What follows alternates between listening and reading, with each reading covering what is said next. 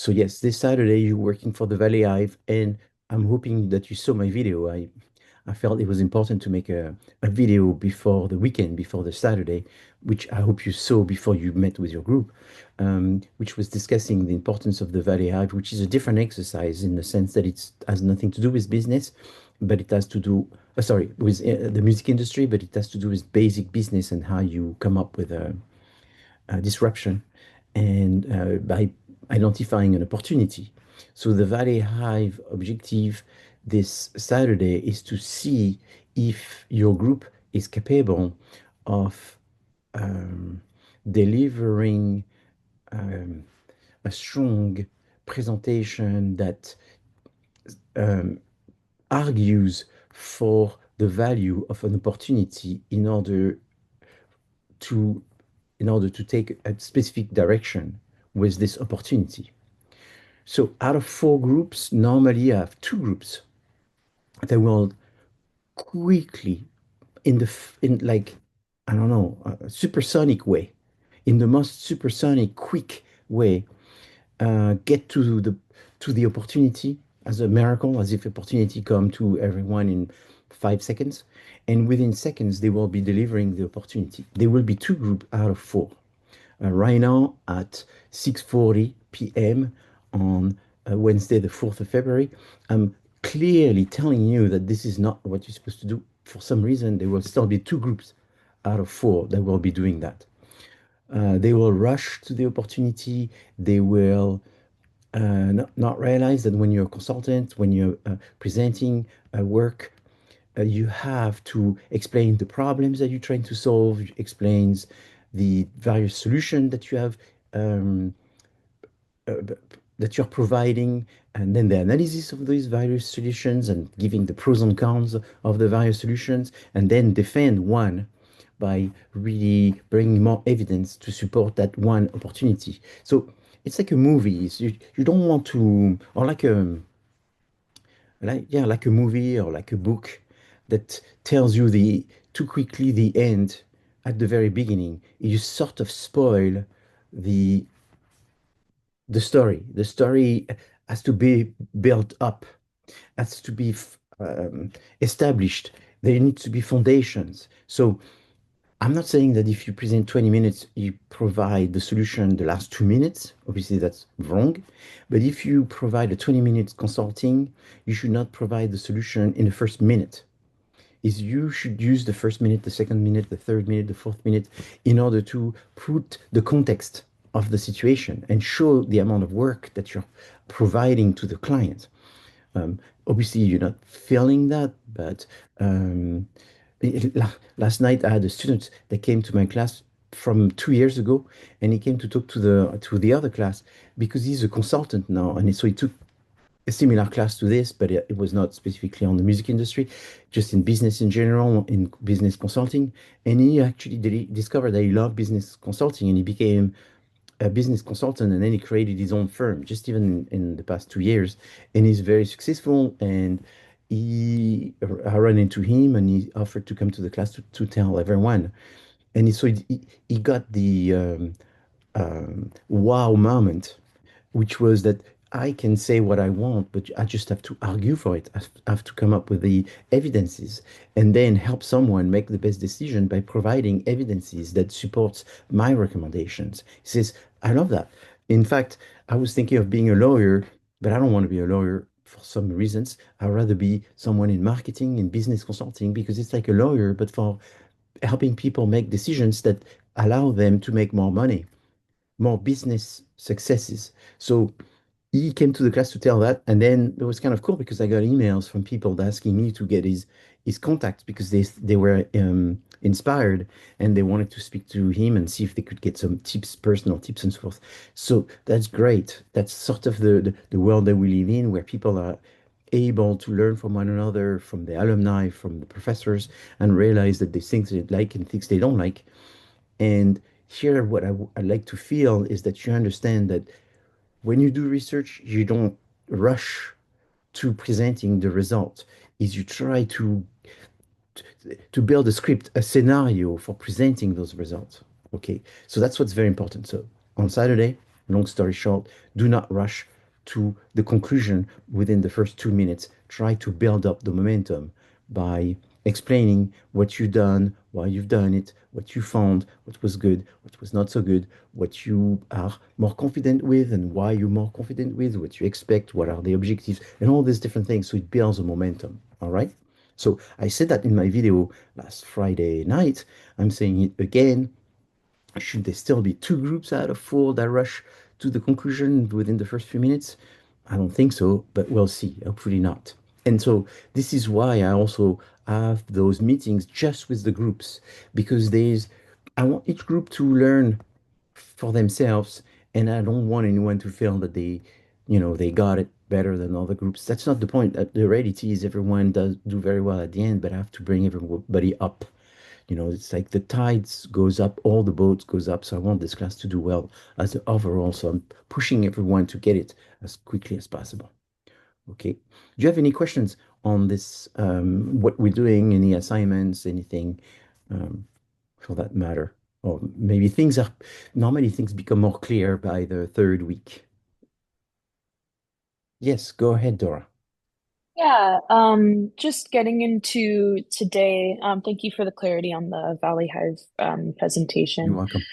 Um, for today, I know we have our first concept review, and I was just Yes, wondering if you could briefly remind us of how the rest of us like our assignment for that. So yes. writing a summary So, after and submitting.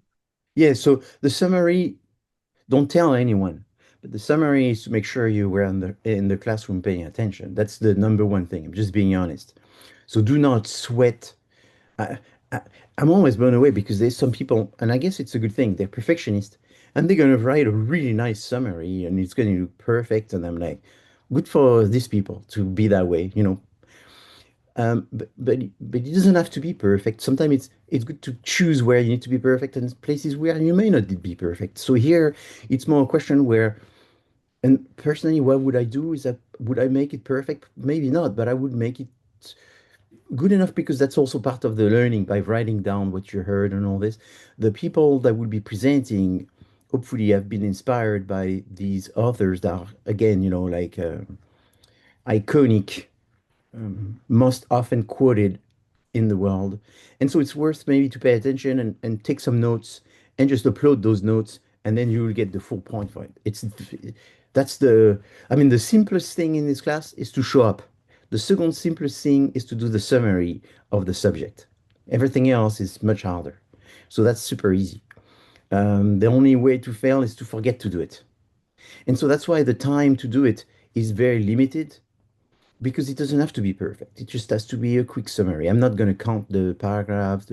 You know, I mean, I don't know if it's 8 lines, 10 lines, 12 lines. It's fine. And and so you just need to do it but before the class finish. You quickly just put. So write it down as the presentation is done, and so that way it can be accounted for. Okay. Uh, Yeah, the sounds people good. the people Um, that present don't have to do the summary. They will get the point assigned to them just by the default of being presenting it anyway. All right. So there's no um, requirement for the people presenting their own subject. Yeah, the pride in the Maya for the subject is so high when they do those presentations that I know everyone has worked very hard. And that has been very yeah. consistent across all of the courts. And the people listening also, I see those summary and it's like, wow, it's much better than I expect to be honest. So I don't want you to dumb it down because I said it's almost too good. But How so long thank you does for it need asking. to be?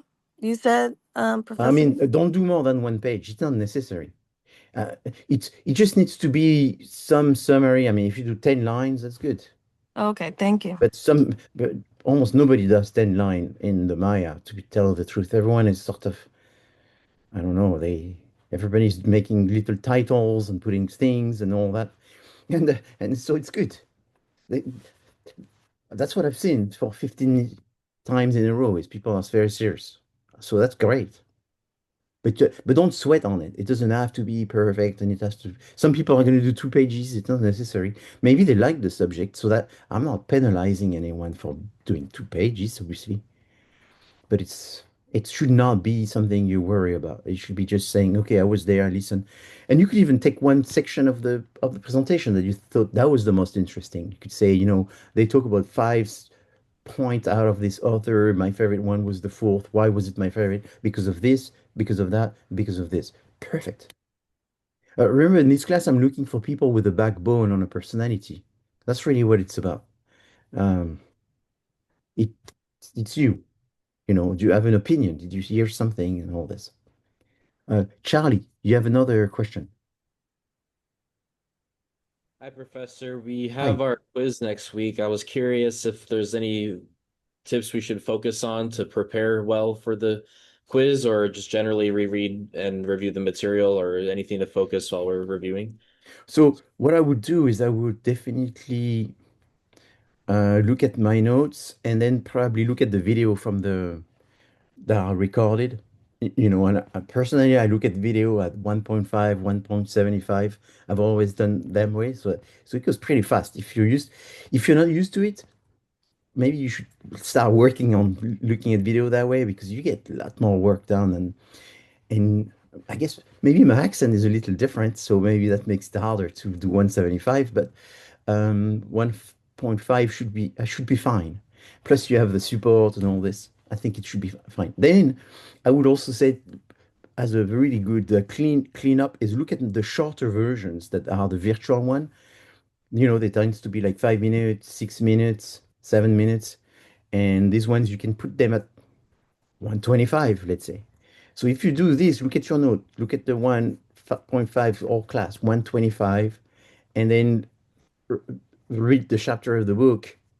Um, you should be fine. In addition, I believe I have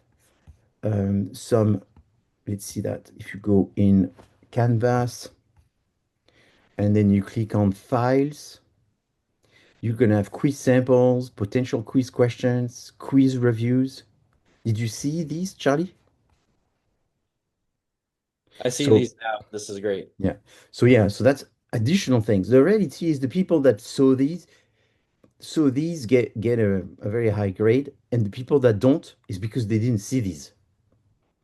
And then they come back and they go, "Oh my God, I got 65. I don't understand what's going on. I thought I figured it out." And then I said, "Did you see the folder files? What do you mean? What do you mean?" And then they go, "Oh, wow." And then they get a A, the next one.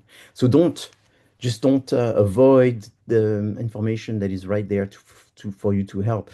You still have to study. I'm sorry. I mean, it's part of, being a student. You do have to study. It's not going to come doing nothing. But my reputation out of what, 15,000 plus students is that, and I've never had one complaint in 15,000, over 15,000 students, um, is unfair. But if people don't study, they usually tell me, I realize now I didn't study right enough. And then they get a perfect grade. Once they admit, um, maybe, I don't want to sound like a bad person by overconfidence or coming out true like that, but I've done it for a long time, and the statistics sort of helps me to tell you. It's like a third person speaking about what is going on, and I'm just telling you, it's if you do those things, it works. But if you do it starting on Tuesday night, that may be a little challenging. Okay, sorry, work is work. Colby, go ahead. Hey, Professor. I kind of Hi. have two questions now, but Yes, is it safe to assume that if you're the group presenting the concept summary, you don't have to submit the summary? yes. That's why I Okay. said you'll get automatically the points. Okay. And then for the quiz, how does that work? Are we logging into the Zoom and then just Yes. taking the So, quiz? yeah, so what I do is I try, and that's just me. Because that's how I would have liked it as a student. I would have liked to get the quiz done before the lecture because the way I was is I had a hard time concentrating on the lecture if I knew that the end of the lecture was a quiz. So the quiz, instead of being at 7:30 to 9, is at 6:30 to 8. So that way you get the quiz away and then you come to class. And then for the second part, we will be lecturing and talking about new subject because who wants to hear about new subject just before a quiz? It's kind of distracting, I think. Yeah. And I think most people, I don't know if it's not more than 90% of the people I think would agree with that. You don't want to hear new material when you're about to rush. So all you have to do is, I think you already said it, is you go to the canvas, you log in at, 28, and then at 6:30, the system just goes on. You do your quiz. I would say 90% of the people will finish um, early, meaning like maybe 20 minutes early. 90%, maybe 95%. So I give extra time because anyway, I'm trying to be nice where I can be. So I'm giving extra time on that one because I don't give much nice leeway for the opportunities. If opportunities are bad for the client, I just tell you, and that's why, and not because that's the truth. We're helping someone in real life, so we have to come up with a real solution. But here I can be nice, so I give extra time, so everybody finished early, and then you come back at 8. So this time you come back on the Zoom, and at 8 we'll do whatever is left. Does that answer your question, Colby? Yeah, it does. Thank you. Okay. Brittany, Hi, yes. hi. So, real quick. So, just to confirm, and I know it's a lot of quiz questions. Okay. You said to look at your notes and your videos. Yes. Read. I don't know if you said the specific chapters to read. Yes. So that's it. All of this is very clearly spelled inside the modules. What's Okay. the subject being covered in every classes. And then if you go in there, you have in each of the model, you have the entire Zoom lecture. Um, what I'm going to do just to help as well is I'm going to put in the announcement, an announcement that has all the video at one place. Thank That you. way you can just see all the video in one place and just click, click, click. Another thing I was mentioning, so be careful not to miss that. Usually the people that do well is they miss that. And I was answering Charlie's question, and he had a big smile because suddenly he realized, hey, that's right, I got it. Go in the canvas inside the folders. There's a lot of good stuff in there, including to work on your project. But there is many things that are related to the quizzes, quiz samples, quiz review, and all of this. So you don't want to miss that. That it- uh, Do not think that if you just study the quiz review, you will get an A. It won't be sufficient, but it's going to seriously help you by having this in front of you.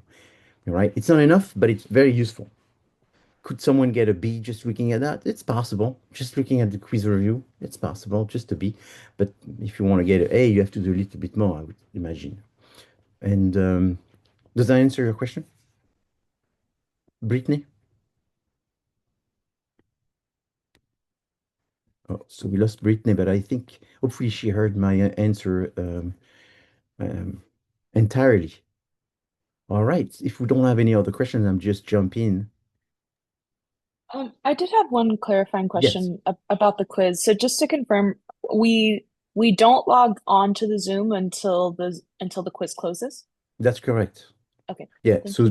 log on to Canvas, do the quiz, and then come back. I'll be on at I don't know 7, just 5 minutes before it says in the schedule, so that way whoever is ready you can already log in and all this, and then we'll just jump into what I want to cover on that day. Now, one thing I want to say about the quiz, and since I have you on with discussing that, what's important about the quiz, and I said this in the first class, but it was a while back. Be careful because they are open-ended questions, and the open-ended questions maybe is marketing about satisfying the customer. And there's always two, three, sometimes five people that says yes, and then they walk away thinking they answered the open-ended question. What I mean by this is if you look, there's two open-ended questions, and they are therefore worth 20% or something like this. So how could the 20% be just answered by yes or by no? Do not do that because obviously it makes it very difficult for me because rarely the answer is yes or no. In addition, most of the time my questions answer best answer is most of the time 98% of the time is it depends. So I'm giving you a cue here. You could start with it depends. It depends is almost better than yes or no. But yes, sometimes it's not quite correct. But what do I give to a yes? Seriously, just put yourself in my shoes. Someone say yes. Do I give them 20%? Do I give them 2%? If I give them 2%, they, they have a terrible grade. If they answer the two open question, the first one they say yes, the second one they say no. I mean, they get what, 64% or something? It's terrible. So what I mean by this is because it's an open question, elaborate. And what I mean by elaborate is discuss is marketing about satisfaction?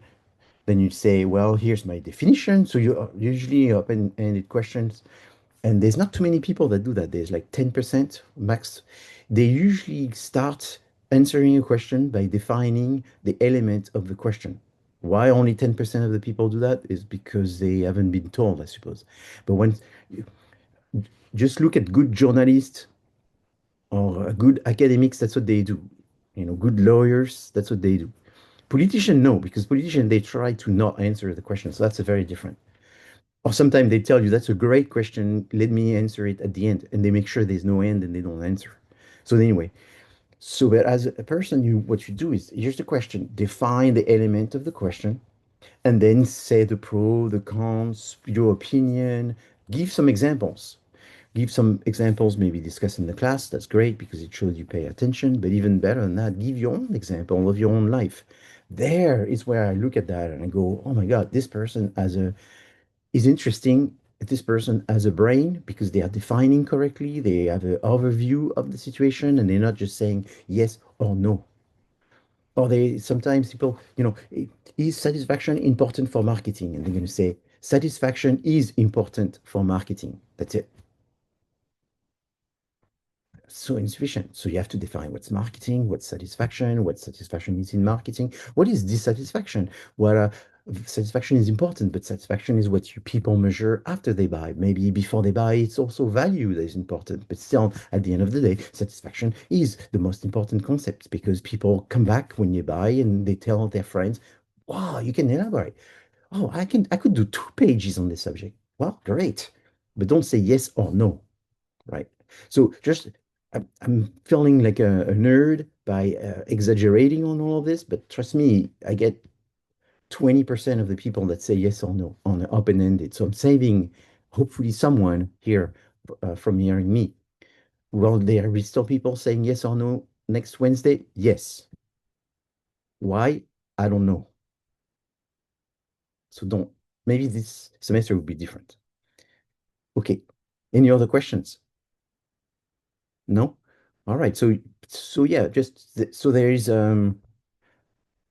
something like 30 multiple choice and then two open-ended pretty much, right? 30 multiplied by 2%. So each one is 2%, 60%, and then two 20% open-ended. That makes the 100. That's why those two open-ended questions are not the same as a one single multiple choice of 2%. That's why you need to spend much more time on it because you have to elaborate and show that you understand the overall value of the question within the context of business and marketing and so forth.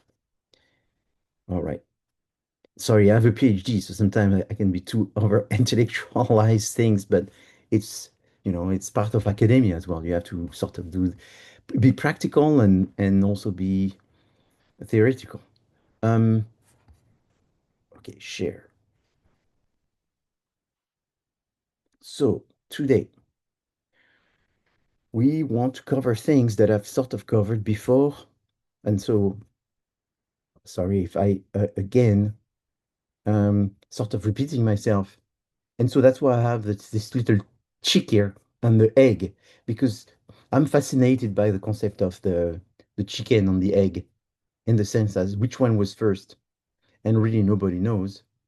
And it's almost a metaphysical subject. But I've always been fascinated about the things that you cannot measure. If something cannot be measured, therefore it's even more interesting that something that can be measured, right? So it's like the difference between the truth and the reality, you know. Which one can be measured? Obviously, the reality can be measured, but is the reality that you're measuring as equal to the truth, which not may not be exactly what you interpret, but it may be different anyway.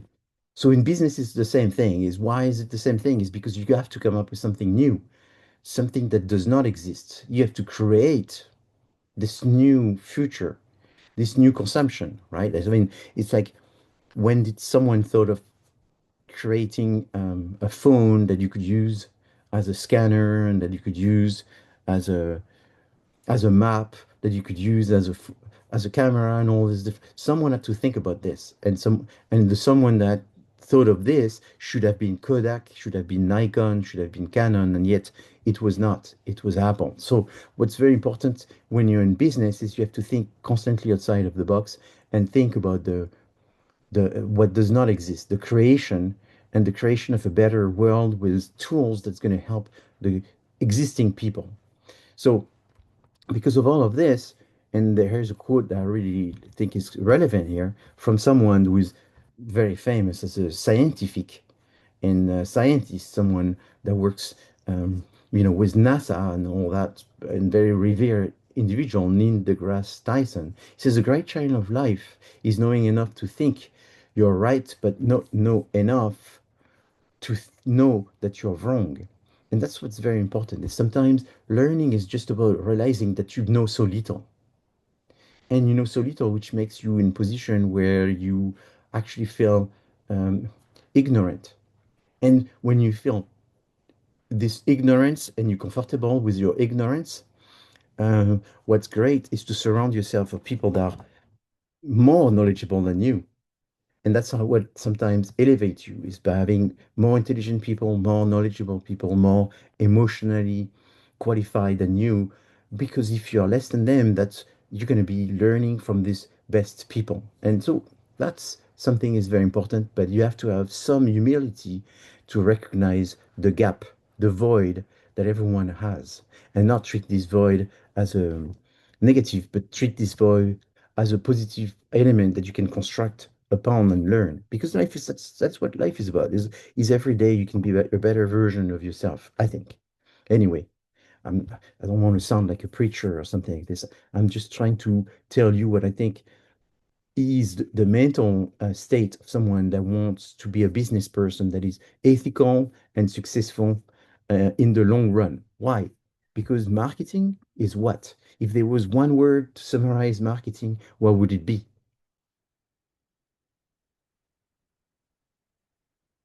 Satisfaction?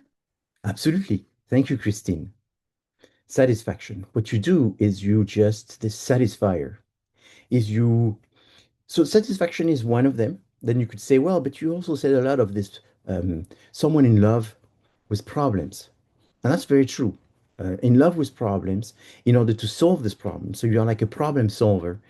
But why a problem solver is important? Because most people are in love with solutions. They come up with the solution and they just think it's the best thing. It's like imagine this artist come up with the one song and all their life they want to sing this one song. And they think it's the best song, and then they think, why would I create another one? This was the best song. Forget it. Just listen to my song and you don't have to listen to anything else in the world.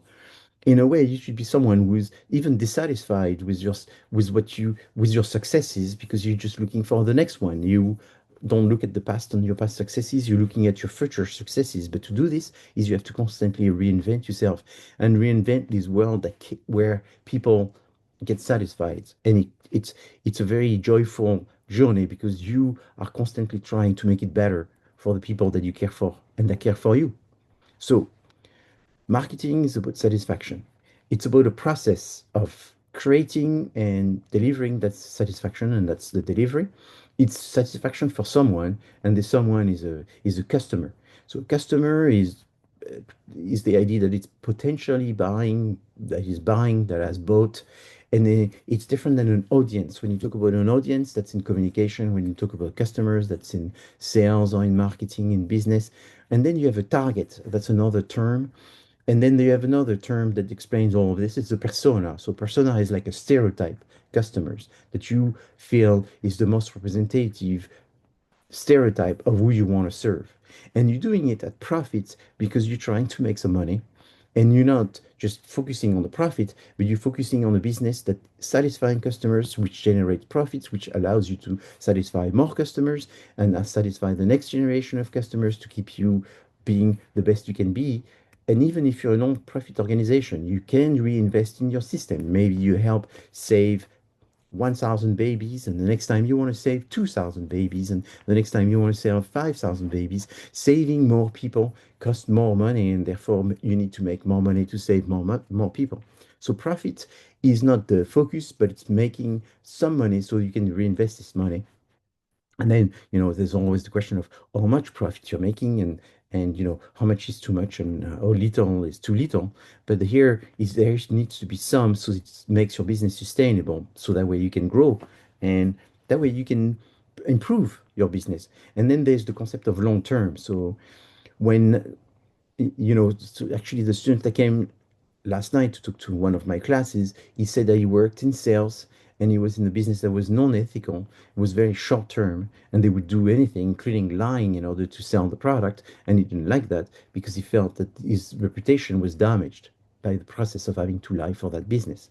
So he wanted something that would be more long term, where he could tell the clients that he was not the right solution to their problems because the people would appreciate that and they will remember his honesty. In fact, will come back to him down the road to buy something, and at that time they would already have a positive perspective on him, and they would be listening to him and not feel that they are being predated on.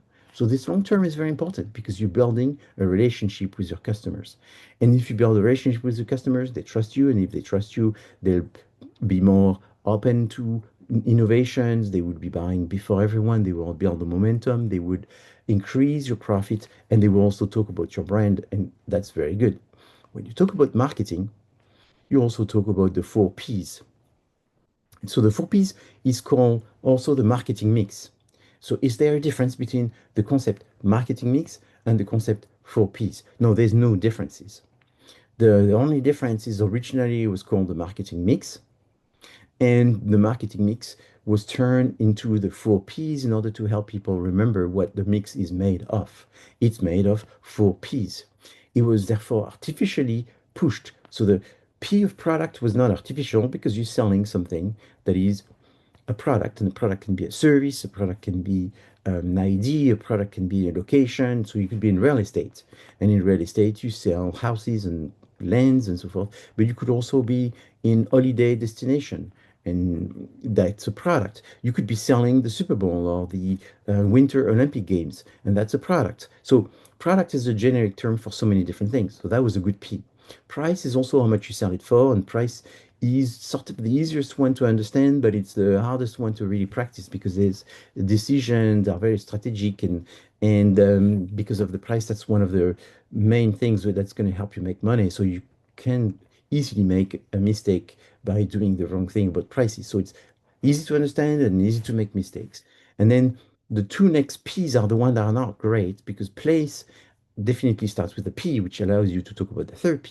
But the P of place is not really defined as place. It's the best way to define it would be distribution.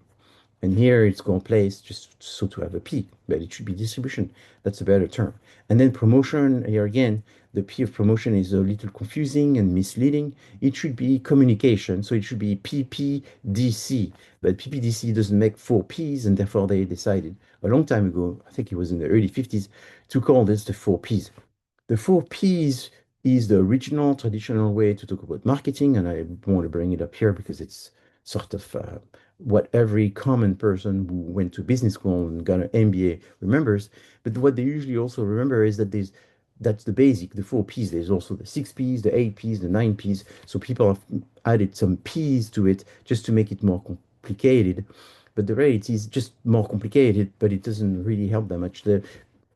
You can become a billionaire just using 4 Ps, and it doesn't have to be 12 or 36 Ps to figure it out. The more you make business complicated, the more people don't want to do it, or if they do it, they get confused. So 4 Ps is still, I think, good enough at this time, but you have to remember that. So we'll go in more details in the 4Ps in the next classes after the quiz, I believe. But before that, I just wanted you to know that it exists. So what's very important here is to understand that when you're in marketing, you're trying to find an opportunity, you're trying to find some kind of gap in the market, but you're not alone. There are other people trying to do it, and therefore you're competing for this gap, and therefore there are opportunities and threats. Where do you look for opportunities and threats? You look at it in your environment. So your environment is made of the micro environment and the macro environment. So I defined this in the previous class. I won't go back to it, but I just want to repeat the things that are very important because I know you're working on this right now and you're writing your SWOT analysis. And therefore, you looking at the environment in order to come up with the factors and the importance of the factors that have an impact on your business, on the client that we are working on consulting for.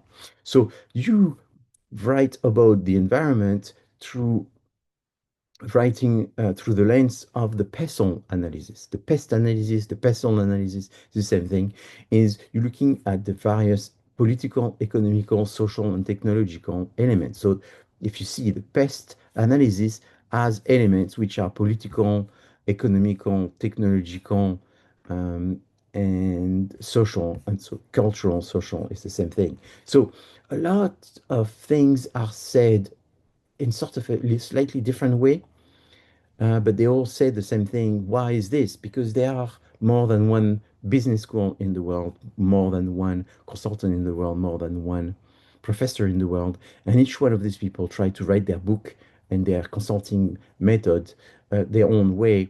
And they all say the same thing, but they use different words and all that. And at the end, it's just to differentiate themselves. So there is even differentiation and marketing when it comes to be a professor or a consulting firm by using slightly different words to talk about the same thing. And here's an example.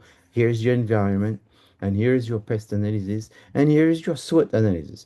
There are three things that are sort of overlapping and using slightly different terms, but they're all trying to do the same thing. The one that I think is the most intelligent and the most useful is the SWOT because it's essentially if you do if you're doing the SWOT, you have to do your economical, microeconomical, macro environment. You have to. And if you're doing a SWOT analysis, you also have to do your pest. So the SWOT is very much the fruit of doing the other things because when you're looking at the SW, you're looking at the strengths and weaknesses of your company. So it's internal. And then when you do the O and T, you're doing the pest analysis, and at the same time, you're doing the micro and macro analysis, and you're looking at all these different trends that are changing. What's very important here, and I've said it several times, is, and I'm going to see this and try to get back to you, as I said, about your draft as soon as possible, tomorrow, latest Friday, is you don't want to talk about opportunities in terms of ideas. Opportunities are not what you are going to do. So I'm not going to say it as many times as it's written on the slide, but let's say I'm going to say it twice again, one more time. Opportunities are not what you are going to do. So it is very common that when I look at the draft, I have to say this again, saying you have five opportunities out of the five. There's three opportunities that say what the client should be doing. Therefore, you need to stick to facts. There's two that are facts and three that are IDs. So just make sure your opportunities are only facts. That's what I say 95% of the time when I get draft for the first time. Okay? Do you have any question at this time?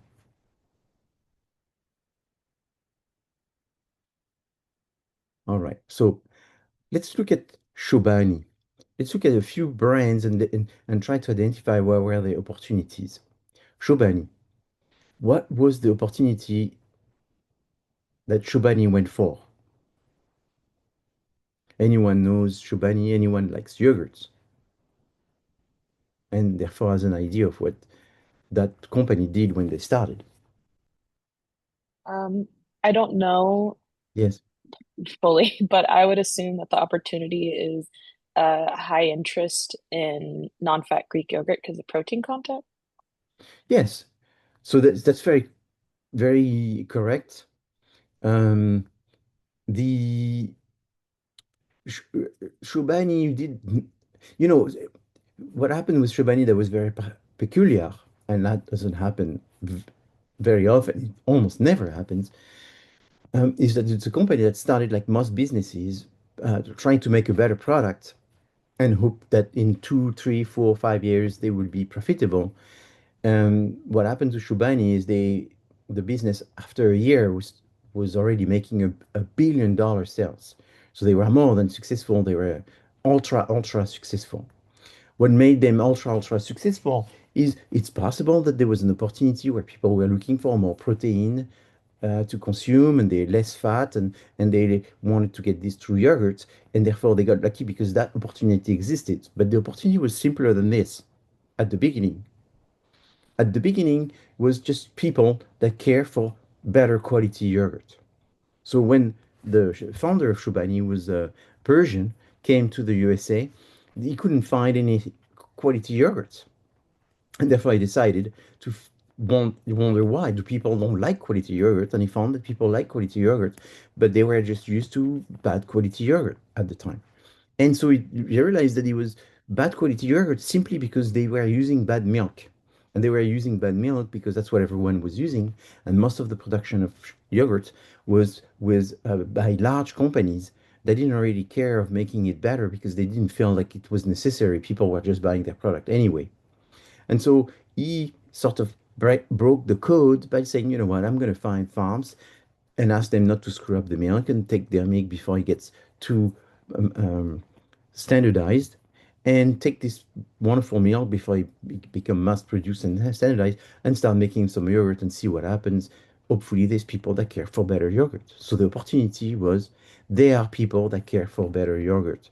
If someone makes a better yogurt, they will be successful. So the idea is to make better yogurt, but the opportunity is that there are people that care for better yogurt.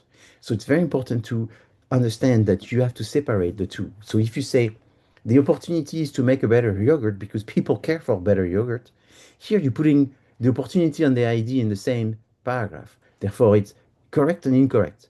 You have to split them. You have to split them by saying the opportunity. So using the correct word for the correct meaning is always better because that way you can communicate and be understood by everyone and you can better analyze and you can make better decisions because you're not confusing yourself and everybody else. So opportunity is a fact. Fact is people care for better yogurt. How much do they care? 1%, 50%? Well, you'll be doing it and they will pay 2 times the money, 20% more the money. You do some research and find out that how many people care. Is it everyone? No, it's more men than women. And then more men from this age to that age, they live in that state. And then you just go in that state, sell it to those people and focus on those people. And then you get successful. If you focus on the wrong people with the best product in the world, but they don't care for this product, you will fail because it's not what they care. So that's what they did. They became successful originally because they made a better product and they let the people who care for those improvements know about the product and they became ultra successful in an extremely short term, right? And then the protein and all these things that came after is what kept the momentum. And then, unfortunately, to some extent, is these competitors, even the big mass production company, started to also to go and get better milk in order to be making better yogurt. They were comfortable making mediocre yogurt because nobody was challenging them and the customers were just going with the status quo. So now, another totally different business, Union Wine Co. was a company that was making wine, one of the thousands of companies making wine in the USA, and they had a very hard time selling it, like most of those businesses. And as a last measure, they decided to throw a testing event. Hopefully, by having this testing event, they would get some attention and hopefully get a better distribution and so forth. But when they organized this testing event at the last minute, they were told that in that premise, they could not be used glass. And therefore, they were forced to use something else. And you don't really want to give plastic glasses to people when you do a wine tasting. So someone had an idea of putting the wine inside a can, an aluminum can. So they created this product for the tasting. And as the people were actually tasting the wine in this container, they realized that people actually love the container. And at the time, nobody was using this container. And so Union Wine Co. was the first one, or one of the first one in the world, to sell wine in these containers. And they became very successful. This is a good example of a disruption, but it's a bad example because it came from a luck, essentially. And therefore you don't want to do business because you hope to be lucky, and you just start a business and say, okay, let's wait for luck. So they got lucky because they came up with a solution to a problem by coincidence. And then now there's most businesses sell their wine also in aluminum can. What was interesting here is to discover that in fact there was a need, there was a problem with glasses where there's people that go picnic, that don't want to get a full glass wine. They're trying to save weight. They're looking for a more modern presentation. They're looking for a product that looks different. And so that was an opportunity that demanded for someone to come up with this aluminum can, but they answered a problem, not realizing in this. But anyway, and this became also a multi million-dollar business, and now they're very successful. So these two business are businesses that you can find in the media, that you can read in entrepreneurs magazines or YouTube video talking about successful businesses. Then there is another one which I find is particularly interesting. Why? Because it's a student. In the College of Business, that was a marketing student that came up with this idea. And in fact, when he was starting this, he showed it to me, and I gave him some compliment and some pointers because I thought it would become, oh yeah, a real potential to become very successful. So the student, I remember, told me at the time, he was not student, he was already graduated at the time, and he already had done one business that was successful, sold it, made some money, and he was looking for the next thing. And he told me, um, I'm thinking, so here's the idea. The idea is to create a pill, a medicine container that would help people remember when they took their pill last. And so he created the RX timer cap. So this is a product that you can find at Costco, CVS, Walgreens, many different pharmacies. And that was created by the students who's now, I mean, he was retired at what, 30 years old, um, because he became a multi millionaire because of the creation of this product. Um, but what would you say is the opportunity? So if I say the opportunity is to create a pill cap that allows people to know when is the last time they took a pill. Would that be the opportunity? No, that's what you're gonna do. That's the idea. So what would be the opportunity? Uh, Opportunity would be to disrupt an industry. So it's more about the product is uh,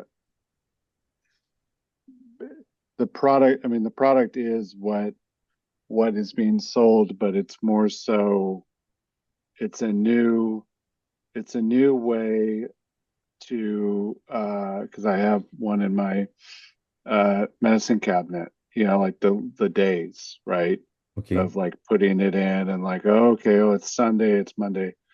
So it's more of a it's about it's I guess it's a medical safety necessity is what you might say. I mean, I would So buy it. I mean, I man, you know, yeah, when I was drinking, like if I've got to take my meds, I was done, you know. yeah, yeah, that's right. But you know, I mean, man, I should have bought that in college. But um, yeah, it's more about it's the safety aspect of it.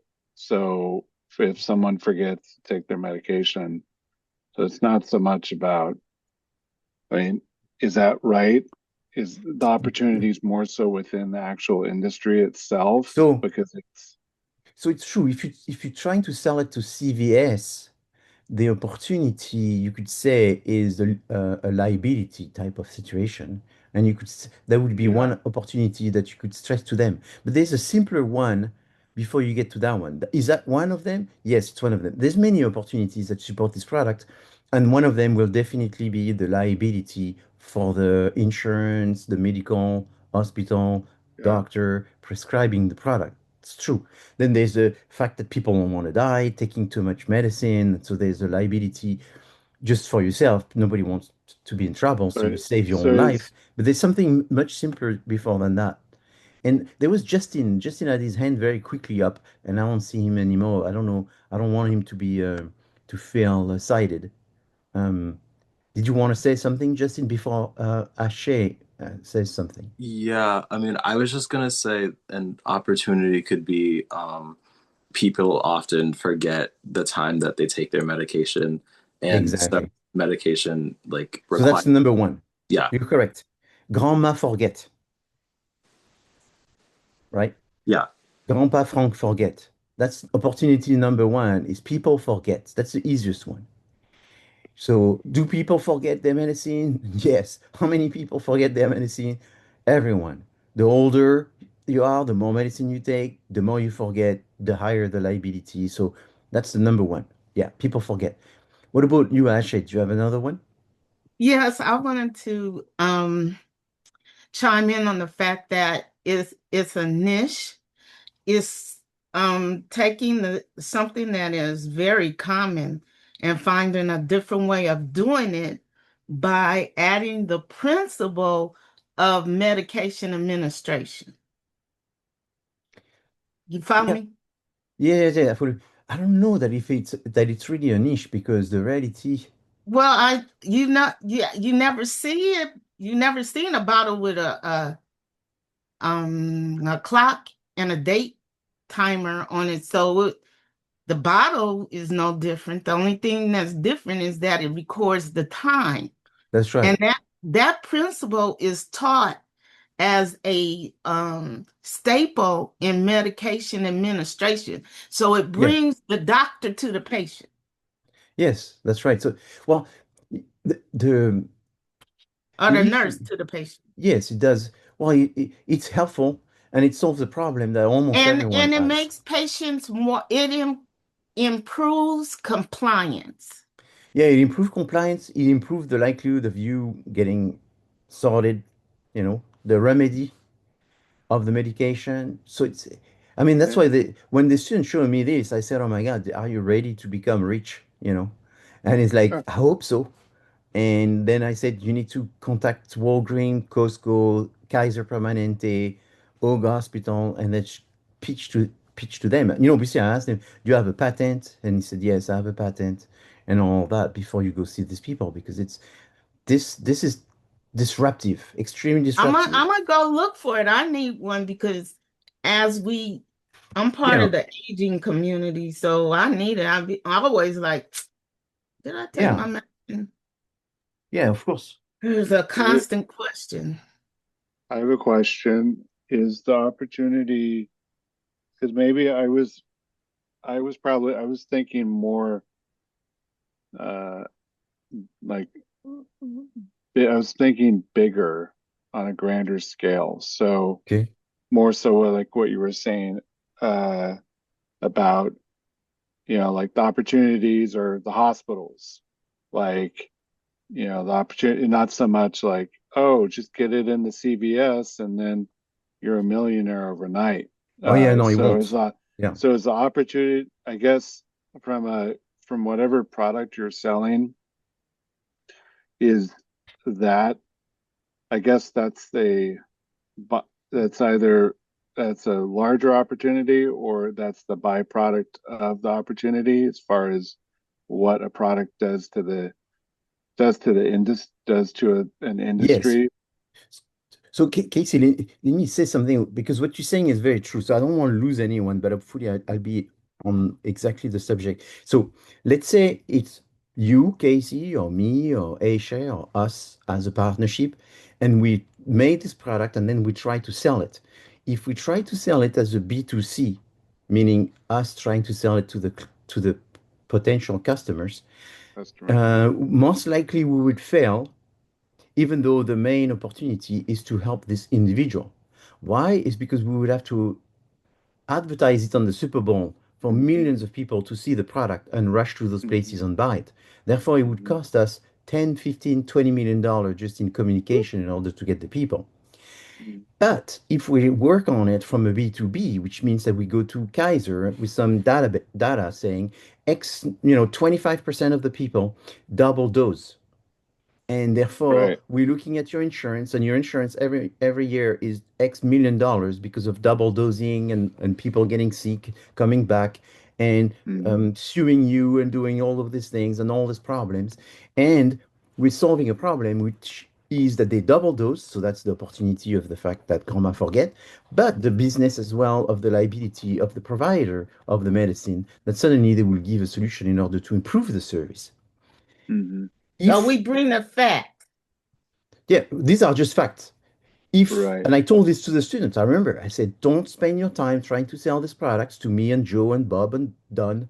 Try to sell it to one place. If you sell this just to Kaiser, you're gold. Because if Kaiser has it, Oak's going to want it, Pfizer's going to want it, all the hospitals are going to want it. And once all of these hospitals get it, then you can get 20% of the Joe, and you don't have to spend the money from the Super Bowl money in order to do that. They will do that. Convince one committee at Kaiser, and you're done. And so you're correct that there is a B2B opportunity and there is a Hmm. B2C opportunity. But to sell it to Well, the so B2B, you have to the talk B about the to B, B2C. well, the B to B is your first step to the B to C, because Exactly. if From a, the business buys into it, I guess so. This is uh, so is that something that it should always be done, as far as business to business? So, I come up with whatever idea, well, I, the newest headphones, and instead of selling it to a Shay and saying, "Hey, these are better than Beats or Apple or whatever or Bose," I should take that to the business, because they're the ones that have they can do well, the marketing for me, or does it yes. really So, depend on well, product, or not what, product, but the what you're trying the, to sell? so it depends on what you're trying to sell, but the rule of thumb is the following. And I can use Beats because, in fact, at the time, Beats was launched, if I'm correct, probably 2009 or something like that, 2010. I was in direct contact with Dr. Dre because of my cognac business. I was involved in a lot of the rap events, NBA events, and those kind Yeah. of night party events. And I was in connection with his son and Dr. Dre and so forth. So at that time, I remember they were telling me that they're going to launch Beats and it was a headphone. And I said, what's different about this headphone? Well, the bass was tuned for the hip hop music better than any other basses. That's what they told me.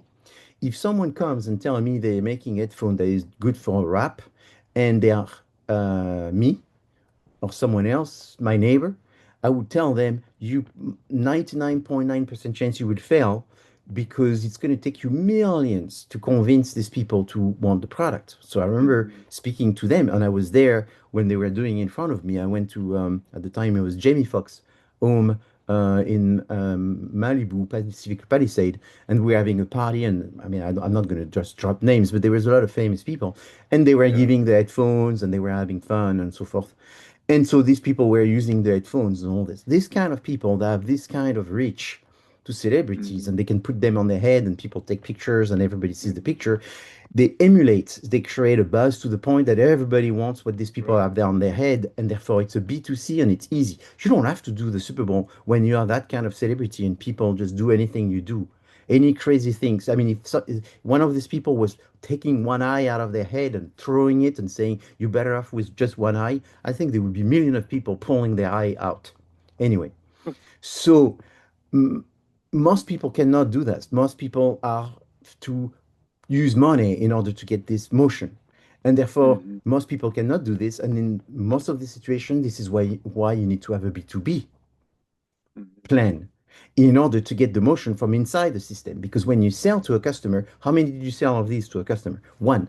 two, three. One. If you sell it to Kaiser Permanente, they may say, oh, we're not going to put it in all the Kaiser Permanente, but in fact, we're going to do a test in 5 hospitals. So we need 6,000 of these. Selling 6,000 takes you one meeting, and it's just a portion of Kaiser Permanente versus selling 6,000 of these. You're going to have to go to all these stores, visit there every day, make sure that they put it in the best aisle because there will be one aisle where everybody's going to see your product, and there's one aisle nobody ever sees your product. So you don't know why in that CVS you sell one product a month versus in the CVS across the street you sell one product a minute. Well, because of the different location they're going to put it inside. How many staff you're going to have that's going to drive in all the CVS, making sure they put it in the right place and the shelf is clean, the shelf is visible, the thing didn't fall in the back or whatever. No, most businesses don't have the resources because they are not Dr. Dre and therefore they have to do it the old-fashioned way. So these are 99% of the businesses, and therefore B2B is oftentimes the best way because you get a big order right away and that gives you the wind in your back. So thank you for bringing up this discussion because it's very important. And this is the truth of the matter of everyone. And that's why Yeah. when you start a business, like everyone else, and you're not a billionaire, you need to go niche, you need to go specialty, you need to focus on a specific group of people, and you need to go B2B with the distribution that will help you get to these people. So another thing, you come up with a headphone that is better. Maybe what you do is you start by doing something called private label. It's kind of crazy, Right. but you find that you do it for Dick's Sporting Goods, or you do it for someone like this, and then you Right. build the momentum, and then you build the thing where you say, "Hey, Dick's Sporting Goods, you're making a lot of money with our headphones. People love our headphones. We need you to start selling it in online with our brand," and then they put it on their website. And then on their Right. website, you get traction, 2 websites, 3 websites, 15 websites, and that's how you do it. But at the beginning, because you're a small girl, a small guy, you don't get the wind in the back. So you have to build it. And Yeah. to build it, B2B is oftentimes the best one, unless you are an influencer. You don't have to be huge. And sometimes R- influencers can do this Yeah. because A they put it, backer. yeah. As an Yeah. influencer, you can create a buzz on your own system, and then you could bring something that you make extremely cheap somewhere, and it looks like it's much more expensive than it is. You put it on your thing and you get the buzz on it, and and you're crafty because you get other people to collaborate with you, and this becomes a buzz product, and it usually you get copied pretty soon after, and then the copy are much cheaper than you, and then your product becomes sort of trendy, and then you Mm. quickly need to create another product because otherwise that product becomes boring and people forget about your brand. They go into something else if your brand doesn't offer something new that is relevant. So it's like you're going to the mountains and you start a fire. I mean, if you go sleep, you wake up in the morning, the fire is done. So you have to keep at it all day, all night to keep the fire going inside that fireplace. Well, and is that why, like, when you see shows like Shark Tank and they come in and they go, "Hey, we need money because we got this huge order." Is that where most businesses run into problems because they have a great idea, but they can't Um, keep up with well, the demand?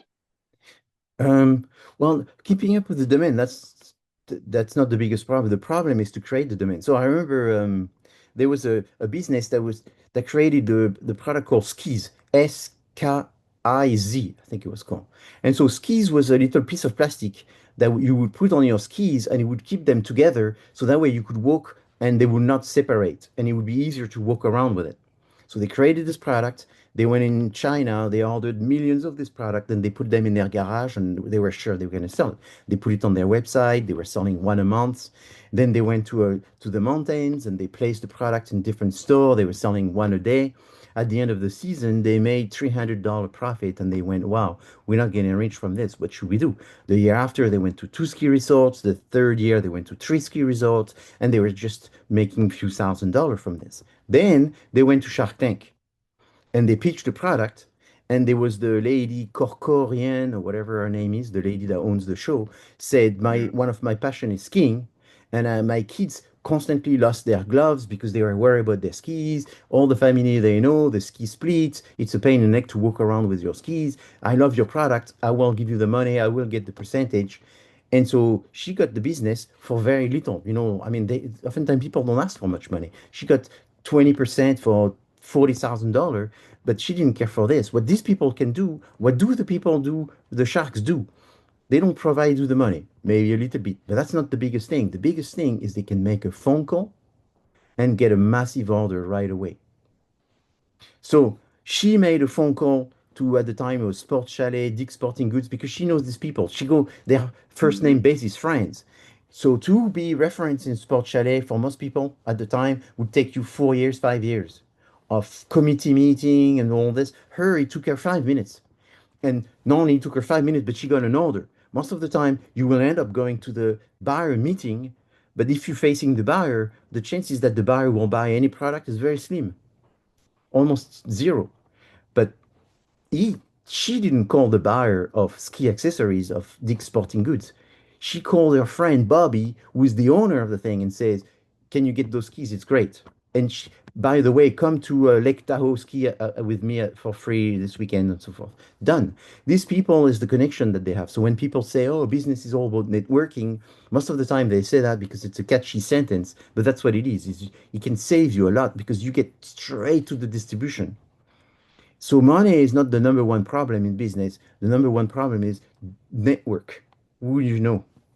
Right. And if you have a great product, finding money is not very difficult because then, I mean, people are looking for what, 8%?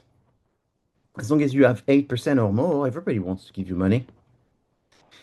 Lots of people. And the richer they are, the more they want because then they own ownership, then they can flip the business, then they can make money. And it's all, they're too busy um, with all the things that they have. So they love to have someone else run the business and just collect the money and just grow it. And sometimes also they love to have businesses that are meaningful in the hobbies that they have.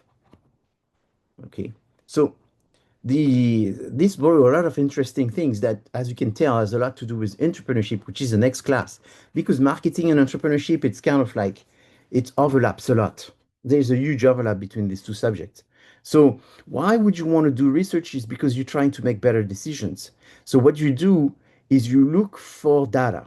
So what are the type of data? There's qualitative data and quantitative data. So just to summarize what this is, for example, a perfect open-ended question. What is the difference between primary qualitative data and primary quantitative data? You know, um, the answer is a little difficult. The qualitative and quantitative are two type of data. Qualitative data is only interested in going in depth, understanding why people do certain things. So you're trying to understand all the reasons for what they do, how do they do it, if they do it, how often do they do it, when do they do it. So you just find lots of answers to few questions. Versus quantitative research is going to take all the potential answers and then give it to thousands of people and try to find some statistical significance. So qualitative data is it's about quality of the data in a small number without statistical significance. Quantitative data, the beauty is more about the statistical significance because you're getting few answers from lots of people. So you're trying to make sure that this is true. So for example, what if you're trying to see what it would be the best Ben and Jerry's flavor ice cream that you would want to make, you start with a qualitative research. You ask people why do they like vanilla, what do they like chocolate, what do they like coffee. But you also look at other flavors, mango, guava, passion fruits, and you'll try to see if there's any flavors that people didn't like before, didn't care before, but people are talking about now. So qualitative research will be going in depth. But the quantitative research will be asking what are people's your favorite flavor, and it would put the list of the flavors that you want people to select from, and you will give this to 1,000 people, and then of the 1,000 people you will ask them where do they live, what's their age, what's their income, what's all kinds of other personal questions, because you try to make a connection between their gender, their age, their income, their zip code, or whatever, connected to the specific flavor that they talk about. So you want to know if Men likes more this flavor, a woman likes more this flavor from a certain age and so forth. So there are two different ways of collecting information. One is focused on the quality of the answers, and the other one is focused on the number of people that statistically select one. The problem is most of the people, when they do research, they jump over the qualitative research, which means that they don't do any interviews. They just take an old survey and give it to people and hope that they get something new. Most of the new disruptive information does not come from quantitative research, comes from qualitative research. Why is this? People have a very hard time telling you, and it's very difficult, if not almost impossible, to find out the reason why people do certain things in a survey. So I give you an example. Going to the gym. If you do a survey to find out why people go to the gym, they will never tell you the real reason. Example, why do you go to the gym? To stay healthy. Then you insist. Why do you need to stay healthy? Because if I stay healthy, I have more energy. Why do you need to stay healthy and have more energy? I need to stay healthy and have more energy because I want to look younger. Why do you need to stay healthy, have more energy, and look younger? Well, because maybe I get a better job. Why do you need to get a better job and stay healthy and look younger and energy and all this? Well, because I want to get a better boyfriend or I want to get a better girlfriend. So at the end, nobody told you that why you go to the gym because I want a good boyfriend. Nobody says this. So the reality is a survey is rarely the method to find out the real reason why do people do things. A survey, if you put inside the survey the answer to get a better boyfriend or girlfriend, nobody would pick this up. But if you were to do an interview and really there will be trust in the person that is asking you the question and it would be confidential, you'll get a totally different answer of why do people do things, right? Obviously, Freud will tell you that it's always about sex, why people do things, and that's not what I'm trying to say. But it's as, you know, there, there is the difficulty is, do people really do what they do things? No, really. And so that's why there's all kinds of methods of research to try to get people to express the reason, the real reason of why they do things, such as the MRI, eye tracking, and all these different things, because they may tell you that what they look first on the app is the color, when in fact they don't look at the color, they look at the font of the words. And so eye tracking is one way to really track what people look more than what people tell you that they look.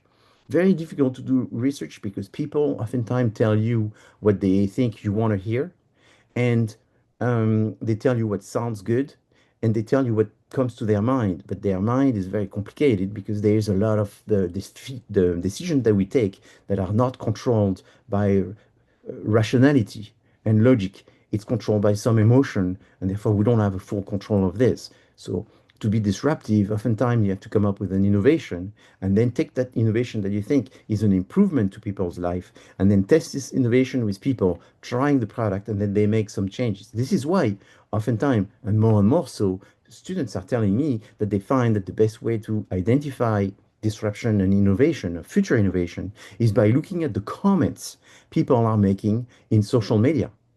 Because they say, if you read those comments, there's a lot of people that talk about the problems they have with the product, that talk about what they would love the product to do for them. And then you see repetitions between what people say. And so there's a lot that you could turn you into a new innovator, an entrepreneur, a business person by trying to solve the problems that people are voicing. And this is very true. Comments in social media are very good sources of research. Comments in social media are, for the most part, qualitative research, but it's qualitative research which is already existing. So when you look at research, you have two types of data, qualitative and quantitative, but you have also two types of data, which is secondary and primary. Secondary is collecting data that already exists, doing a Google search, doing an AI search, reading a report. That's secondary. Primary is you collecting yourself through doing surveys or doing interviews. And then what's important is the three layers, the layer of exploratory research, descriptive, and causal. So I'll speak very quickly of the last one because it's the one that you are less likely to do, but the two first one are the one that you will be doing. Exploratory research is collecting existing data by going through a search online or through some databases and doing some qualitative research. So qualitative research is only exploratory because you're not getting a lot of information from a lot of people. You're getting it from few people. A focus group is a qualitative research where you're interviewing just a few people. When do you stop interviewing people in a focus group? After three focus group, after four focus group, after 10 focus group? What's a focus group? It's a group of four, five, six people, three people that you are interviewing on a specific subject and trying to get to pick their brain. So how many focus groups should you do? When do you stop to do focus group? Well, it depends on the budget. My budget is five focus group, I do five. Okay, that's an okay answer, but what would be the right answer of when do you stop to do focus groups? Actually, I think you're able to answer. Yeah. Yeah. Can you repeat the Yes. question? You said when When do you stop doing focus? conducting focus groups? So it's like a focus group is a group of people. You're going to ask a set of questions. You're going to record this, video record this, analyze, interpret what these people have said. Then you do another focus group, and then you do a third focus group, and then a fourth focus group. Should you do a fifth? Should you stop? When do you think, what is the reason why you should stop doing focus groups? And this is a guest, when you start, when the answer or the Yes, solution starts to materialize in the answers? yes, are becoming the same. Yes. Exactly. Because, So that's the correct answer. okay. And thank Yeah. you, Shay, for jumping. Yeah, you got that one 100%. So what happens is people say that qualitative research, like focus groups, are not that good because they are not reliable. They are not statistically significant. But if you're asking people, why, what's the best flavor of ice cream, and there's one focus group that agrees vanilla, the next focus group agrees coffee, the next focus group think it's chocolate or vanilla, you're starting to get vanilla repeated a lot of times. So, should you do a seventh, eighth, nine, 10 focus group when vanilla is mentioned every time or every two times? The idea is that gives you an idea that vanilla is the flavor that one of people's favorite flavor. Which means that if you start a franchise of ice cream, you should have vanilla. You should not avoid vanilla since that keeps being repeated. What's important with this is it shows that if you do qualitative research, you can get some level of confidence. You can't say it's significant reliability, but it's confident reliability. Why am I saying this? Is because you, as a business person, entrepreneur person in the music industry or any industry, you have to quickly make decisions. You make better decisions when you have better data to make the decisions. Not all decisions can be made by surveying 1,000 or 2,000 people. It's too much work. You can't otherwise, you're never going to make decision in time. You're always going to be a year or 2 years behind if you only use survey methods. So then you could say, well, I could use my instinct, and that's not very reliable. The more reliable thing is to speak to people and speak to people in a way that you pick their brain, you go in their brain so deep that after two, three, four, five, six interview, you start building a level of confidence in order to understand what does the market want. And so that's very, very important. So interviewing skills from consumers is very important and it helps. So that's what I was trying to say. Why am I saying this? Because in 2 weeks, in 3 weeks, there will be group coming and saying, Professor, no, it's been a month and a half that we've been in this class, and now we realize what you meant by saying that the opportunity is the hardest thing, because we still haven't found one. And then I will tell you. So I'm just anticipating what you're going to ask me in 3 weeks. Because I will tell you, did you do any focus group? And if the answer is no, we have not done any focus group, that would be probably the reason why you haven't found any opportunity for the client. So opportunities are not all in surveys or in Nielsen databases. Opportunities, and the best one, are usually in looking at what people say, talking to people, and picking people brain on specific subject. Do not expect the people to tell you what to do. Come up with scenario of what you think the client should do and propose this, expose this to a group of consumers and see their action, evaluate their action, and use their action as a information in order to make better decisions. This is exploratory research, and it's different than descriptive research, which is doing a survey, which comes as a second step after you've done the discussion to the client. So for this class, to make it simple, because the class goes so fast, you do not have time to do a survey of 2,000 people. And to do a survey of 2,000 people, anyway, you would have to do focus group before that in order to find what you will put inside the survey. So it's not necessary, and I strongly recommend you don't do a survey, a descriptive research, that you stay at the exploratory research. It will be way more than what you need to do by collecting data that already exists and asking a few questions to a few people through interviews and focus groups. Yes, Ashe. Is that why philosophy and principles are so important, so that you know how to construct your sentence? And they say questions are the answer. So how do you get the right questions so that you Yes, open up, you establish that trust? exactly. So yeah, be careful not having questions that are the answers. Exactly. Because if you lead the people in one direction, you're only trying to prove what you want the innovation to be, and the innovation should be the one that is Organic. confirmed. Well, Okay. you should not be in love with solution. You should be in love with the problem, and you should construct the solution based on the feedback from the consumer to give you validity for what you think will be the innovation. So when you launch the innovation, people recognize this as an innovation organically because it has been constructed by customers for customers.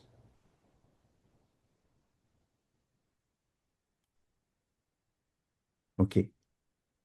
So yes, could people do research in order to prove what they want to do? Yes, and that's the problem. Then you have a company that failed because they were trying just to use the research method in order to prove.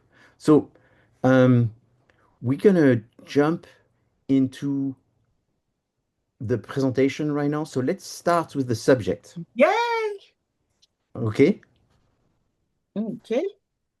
So please let me share with the person that will be in charge of the screen.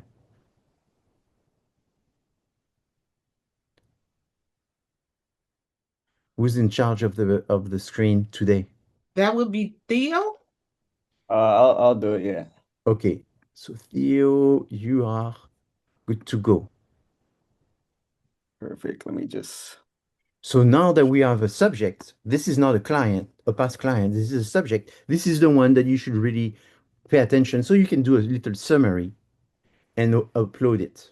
It's simple. Just pay attention, write a few sentences. These are interesting and very unfortunate. I've been teaching this, asking the student to look at these people for the past 15 years. Obviously, I'm really sad to say that these people are still extremely relevant, if not more relevant, in 2026 than they were in 2011. It's kind of crazy. And you will find out from this group why, I suppose. Whenever you're ready, you can start. all right. Good. Is my team ready? Ready. Aim. All right. Ready. Hi everyone. Okay, perfect. Hi everyone. This presentation will be presented by with myself, Adrian, Kenyon, Anthony, and Ashay. We are the marketing masters, and tonight we'll be talking about who Arthur Schopenhauer and Stanley Milgram are and why they are important in the marketing class. All right, so the agendas we'll be going over for Schopenhauer and Milgram will be first, the core concepts of both the men's theories to understand how human actually make decisions emotionally and socially. So Schopenhauer's theory is that people tend to be emotionally driven, and Milgram's theory suggests that people are influenced by authority. Second, we'll look into the implication and consequences of emotions-driven and authority-driven, such as how making emotion-driven decisions can lead to resisting to change and having strong attachment to beliefs and brands.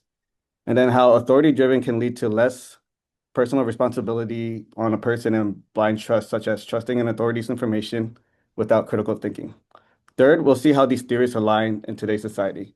And then lastly, we'll dive into how all this applies to business and marketing, how brands use emotions as a tool, and how authority influences the average consumers.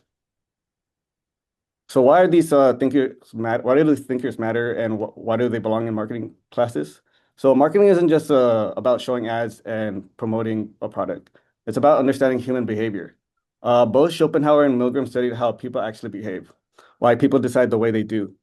If you can understand why people decide emotionally and obey authority, then you understand why marketing works. What are both Schopenhauer and Milgram's concept? So Schopenhauer's concept is irrational emotion over irrationality. What he means by this is that people are driven more by blind desire than by reason, that people feel first and then think about it later. For example, someone buys an expensive computer because it just feels right. Then they justify it by what the specs are and what the reviews say about it. And then Milgram's concept is obedience to authority. What this means is that people will most likely comply when someone of authority or with influential power tells someone to do something because of their status. Authority reduces doubt and moral resistance. These concepts complement each other because emotion drives decision and authority and reinforces them. So let's take a closer look at all these concepts as I will now pass it to Adrian, who will go more into details about Arthur Schopenhauer. All right. So the first thinker we're going to focus on is Arthur Schopenhauer. He was a 19th century philosopher who had a really influential view of human nature. So instead of believing that people make decisions purely through logic and reason, he argued that human behavior is driven by deeper emotional forces. That's why he matters in a marketing context, because it isn't really about products first. It's about understanding what motivates people underneath the surface. So to understand Schopenhauer more clearly, we need to look at his main idea about what truly drives human decision making.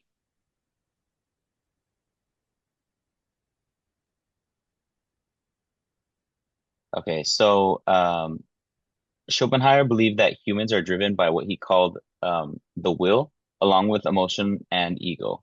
So he thought that people don't usually make decisions by carefully thinking through every option logically. Instead, we tend to decide emotionally first, based on desire, impulse, identity, and insecurities. And then afterwards, we use logic to justify the decision. Schopenhauer believed that people often convince themselves they're being rational, but usually emotion comes first. So in marketing, we see this all the time. People will buy things because of how it makes them feel, and then later explain it with reasons like, they needed a new jacket, they had a good price, or good quality. So this emotional foundation also explains why people defend their beliefs so strongly, and Schopenhauer explores it more in his work, The Art of Being Right. So this is one of his most famous works. He explains why arguments and debates don't always change people's minds. He argued that people don't argue to find truth, they argue to win. So once someone becomes committed to a belief or a lifestyle or even a brand, they defend it strongly. So he also points out the fact that facts are often used selectively. So people will choose evidence that supports what they already believe. And this would help explain why brand loyalty can be so intense, because people aren't just defending the product, they're defending something that they feel has been tied to their identity. So while Schopenhauer focuses on internal emotion, the next thinker shows how external authority also shapes their behavior. Okay, so now we're going to shift from philosophy into psychology. So this second major thinker we're looking into is Stanley Milgram. Milgram was best known for studying obedience and the power of authority. So while Schopenhauer helps explain the emotional forces, Milgram focuses on something external, which is how people behave when they feel an authority figure is in control. So together, these thinkers also give us a powerful way to understand human decision making. Emotion drives decisions, and authority reinforces them. Milgram's work also helps explain what happens when people feel pressure to obey someone they see as a legitimate authority.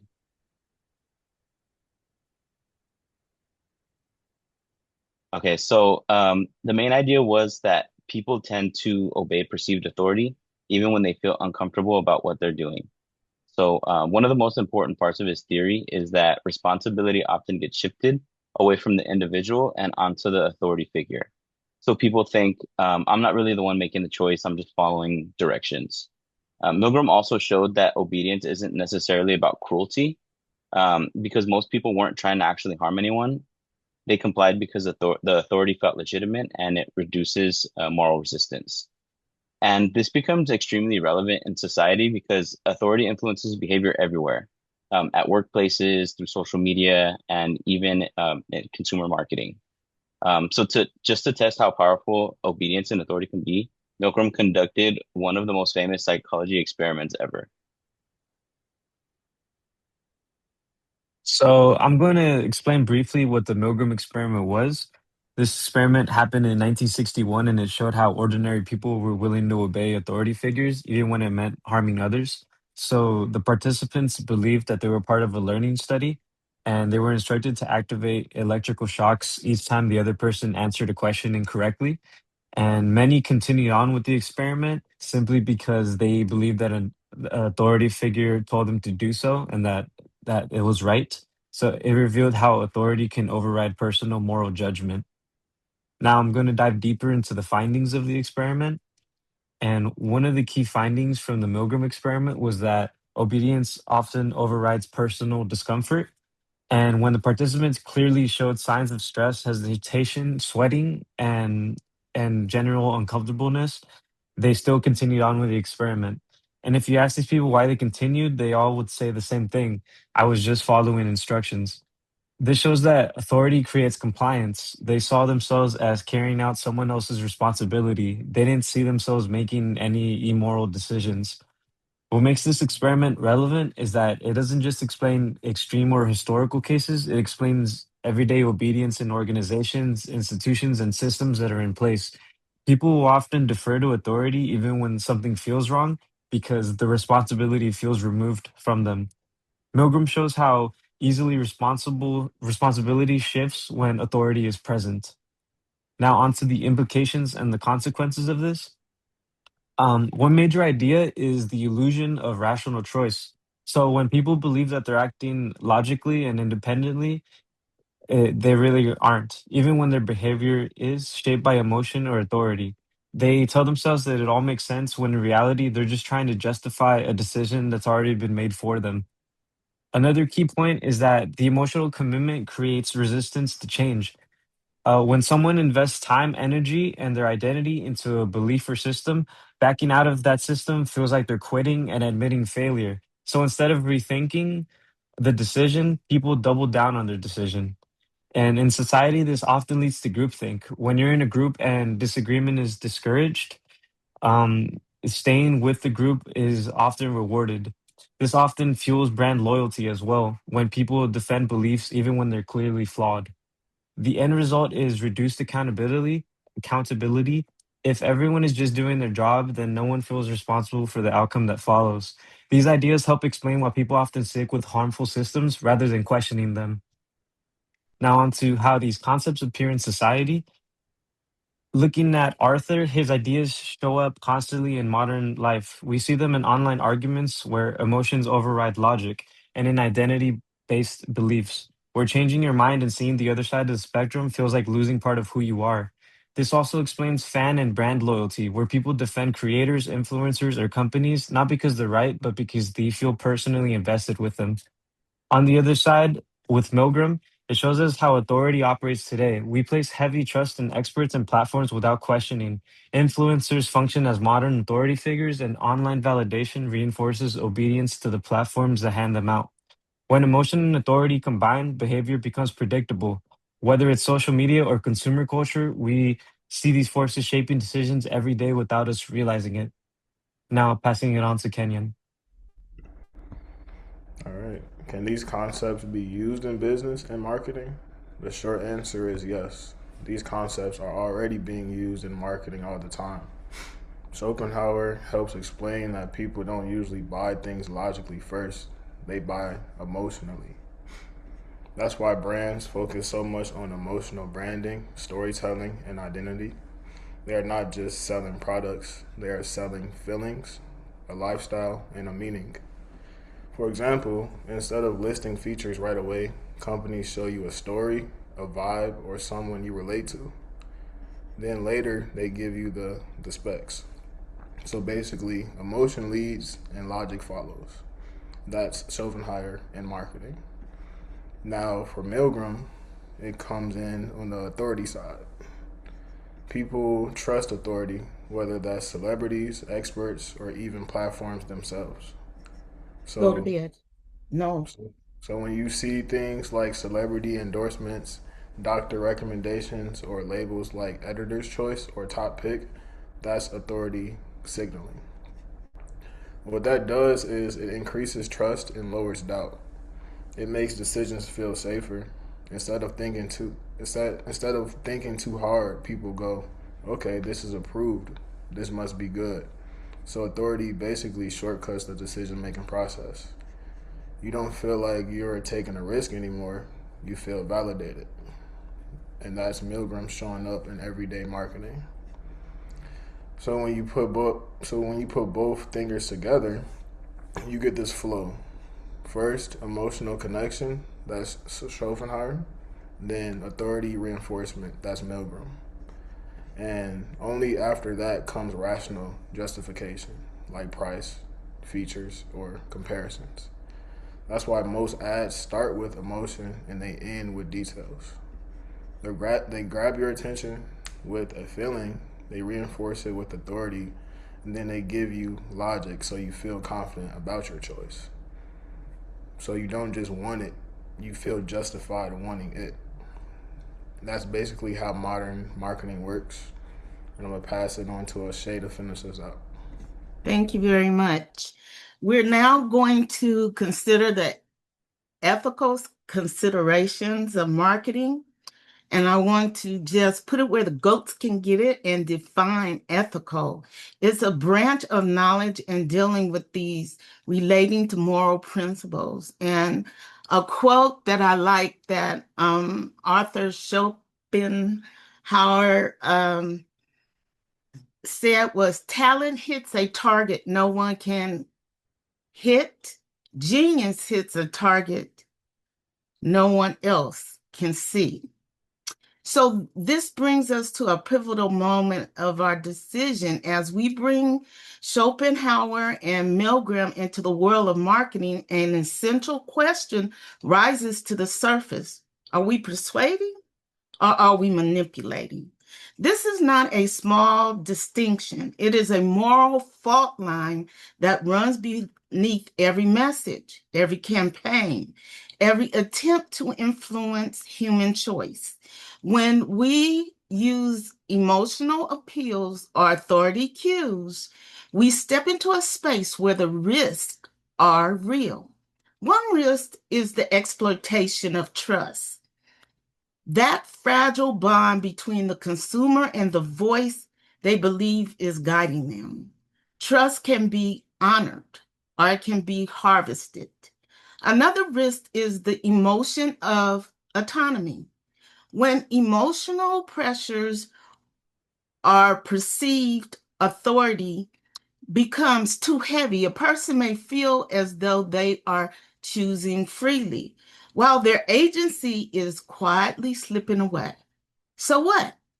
When is the ethical responsibility of the marketer? It begins with the ethical use of authority. Recognizing that influences is a power, and power must be held with discipline.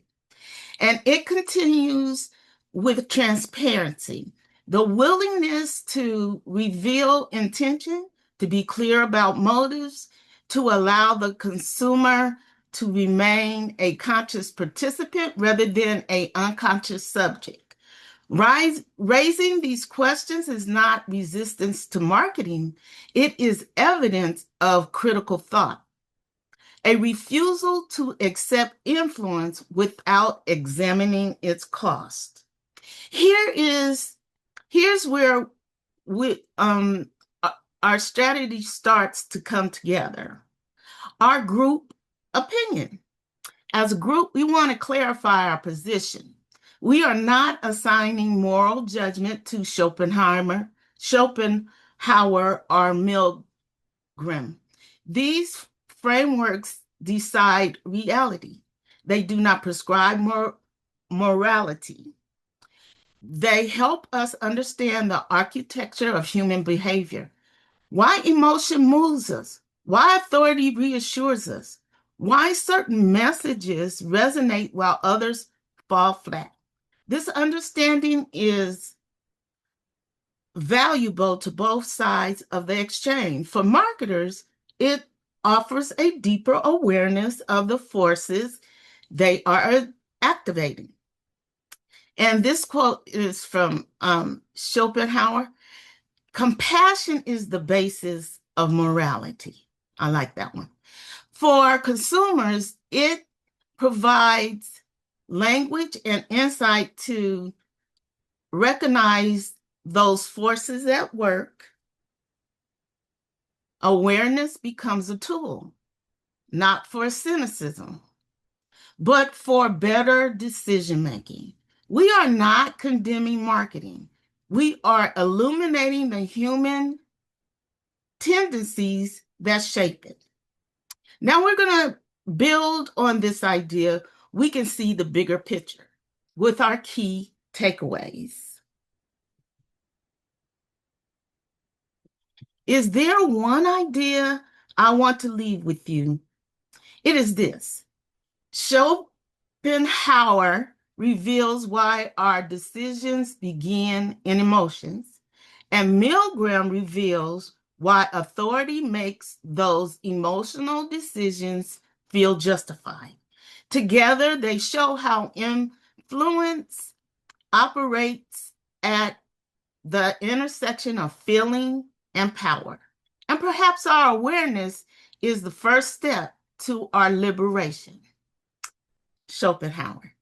And that is precisely why ethical consideration is not an afterthought. It is the foundation. Thank you. You have been an attentive listener, and I thank my illustrious group for their cooperation and scholarship. And one last thought is that this was very retrospective for me as a participant and an observer of ethical consideration in marketing. Wonderful job. I absolutely love it.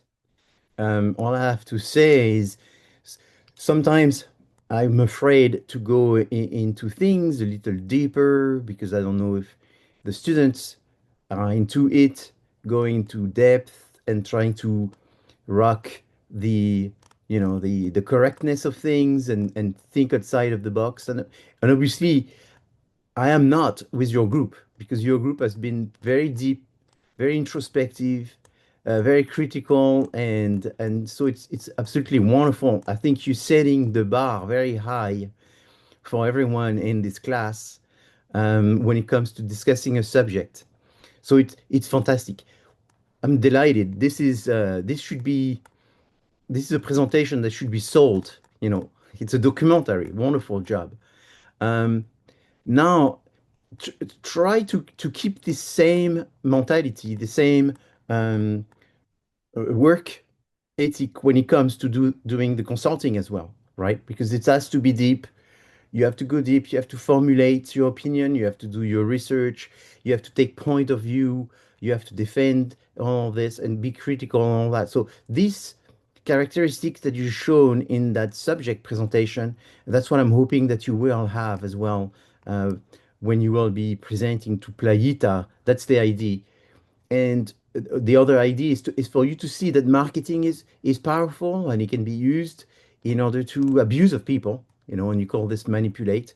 And I like the fact that you made a really good connection between these two authors, which is not always the case. Sometimes people treat them separately, and you did treat them separately and at the same time. So it's wonderful. A great presentation. It's to me, it's very inspiring when I see students like this because I feel like we're on the same page, and therefore that should be a great class together working. So awesome job. Because of timing, I'm going to take the time now to get the second group. So this time you don't have to make a summary.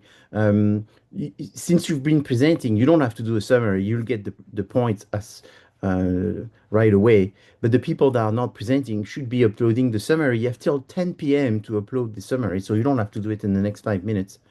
You can do it when the class is finished.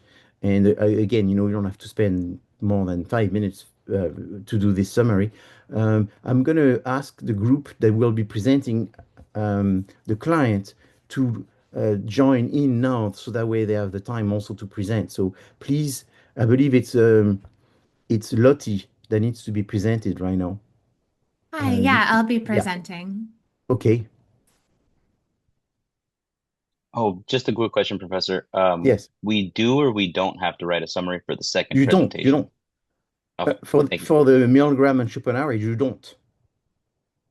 The one that you just did, you don't have to make a summary because Got it. you're getting the point for presenting it and for the summary as well, even though you don't do it. So Ashay, Kenyon, Adrian, Theo, and who else was in there? I think there was one more person. Do not have to. It was me. Do not have to do the summary. Everybody else has to. But we do have to do the summary on the next presentation. Yeah, yes, of course, because you're not presenting.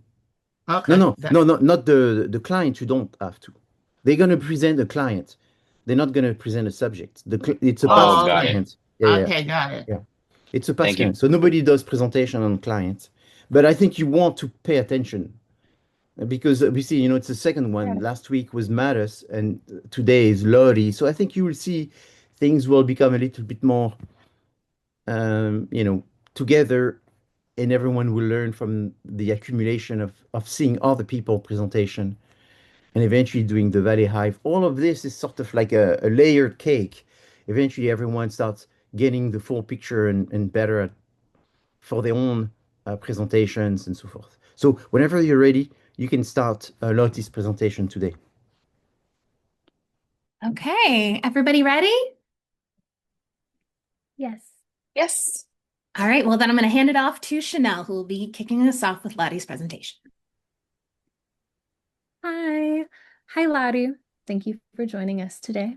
My name is Chanel, and I'm joined today by my esteemed colleagues, Morgan, Dora, Lynette, also known as Snoopy, Christine, and Jenny. We are so excited to share with you a strategy that we feel reflects just how deeply your identity, your career path, and sound are already connected. As a Los Angeles-based Filipina American independent artist working in pop, R&B, indie soul, our team has discovered that what defines you goes beyond genre. Your music centers on emotional healing and self-reflection. The introspective lyricism with soulful vocal delivery, a grounded aesthetic position you as someone who listeners experience, not just someone they stream. A powerful part of your story is that you also work as a nurse. That lived experience gives you emotional intelligence and depth that naturally come through in your lyrics and how you move as an artist. It makes your artistry feel very human and sincere. Releasing independently through Ditto allows you to protect that authenticity while operating professionally. And we believe that balance is a key strength of your brand.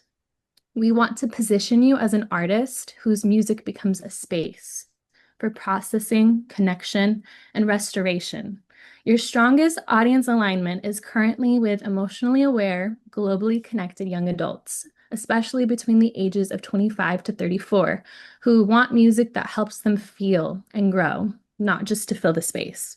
Your blend of soulful, healing-centered songwriting with rhythmic and almost rap-like cadences add duality, which gives you cross-genre reach beyond just the traditional pop and R&B spaces. And the reason we built this strategy for you around who you already are is because your growth doesn't come from reinvention, it comes from amplification. The data shows that listeners aren't just discovering you, they are converting and they're staying, which means that your identity and your audience are already aligned. So the projections that we're showing you aren't just based on a rebrand. They're based off of consistency and deeper alignment with what's already true about you. This is how we'll move from discovery to recognition, taking casual listeners, turning them into emotionally invested fans, and positioning you from emerging artist to a recognized, healing-centered voice. The numbers on the screen represent what happens when your artistry, your story, and your audience are moving in the same direction. Now, I'll hand it over to Christine, who's going to walk us through the case study selected by our team. Thank you, Chanel. So before we talk about how this all scales out, it's helpful to look at an artist who built a career using tactics that align with your values. So we found that Pitt Millett offers a strong and relevant case study for analyzing your potential fan growth and career development. Both of you center emotional vulnerability and introspective storytelling within a soul-influenced sound, prioritizing authenticity over mainstream visibility. Pip's rise illustrates how consistent releases, selective collaborations, and a clear artistic identity can foster gradual but sustained audience growth. Rather than achieving rapid viral success, her fan base developed through repeat engagement, live performances, and word of mouth, resulting in a highly loyal audience. And this trajectory provides a practical framework for understanding how you can simplify or similarly cultivate long-term fan investment and sustainable success without relying on trend-driven exposure. So when we look at who's listening to you today, we see a pretty clear foundation. The core audience is primarily Gen Z and young millennials. They're very active online, globally minded, and emotionally aware. And these aren't casual listeners, but rather people who connect to the music because it reflects who they are and how they move through the world. As this group grows, your audience will grow with them, and the future of your fan base comes from expanding outward from these listeners and by no means replacing them. So we see this growth clearly across three key listener identities. First of which are the cultural creatives. These are women in their late teens to late 20s, college educated, globally minded, and creatively driven. Writers, musicians, filmmakers are people deeply connected to those worlds. They're drawn to storytelling and representation, and they use your music for emotional processing during early self-discovery. Over time, they evolve into more mature emotions in adulthood, stay for decades, and quietly influence culture. And they can be reached through visual storytelling, long-form interviews, festivals, and cultural spaces. Second, we have our heart-centered listeners, and this group is part of the LGBTQ plus community, deeply mental health aware and album-oriented. So they don't just listen, they reflect, heal, and share. Their journey moves from mental health awareness to emotional regulation and eventually intentional living. So you can speak to them through lyrics-first messaging, acoustic and intimate versions, and honest, unpolished storytelling. They become the emotional core of the fan base and introduce the music into wellness adjacent spaces. And then we have our culture keepers, and these are Filipino American women embedded in the artistic and community networks. And for them, you represent culture identity, not just sound. And you can reach them through cultural symbolism, globally forward visuals, and international collaborations. And this audience expands your role from a scene artist into a cultural figure and global pride and listeners beyond this genre. So when we take a step back, the pattern is clear. We get scene tastemakers become cultural curators, the LGBTQ plus fans become emotional core that expand into wellness audience, and Filipino and Asian American fans move from cultural pride into a global audience. And each niche is not a limitation, rather it's a doorway, and together these all build an audience that lasts. And I will hand it over to Snoopy. Thank you, Christine. Let's take a look at some facts from NAMI, the National Alliance on Mental Illness. And They have stated that 1 in 5 adults experience mental illness each year. Approximately 50% of mental illness conditions begin by age 14, and anxiety disorders are the most common mental health condition.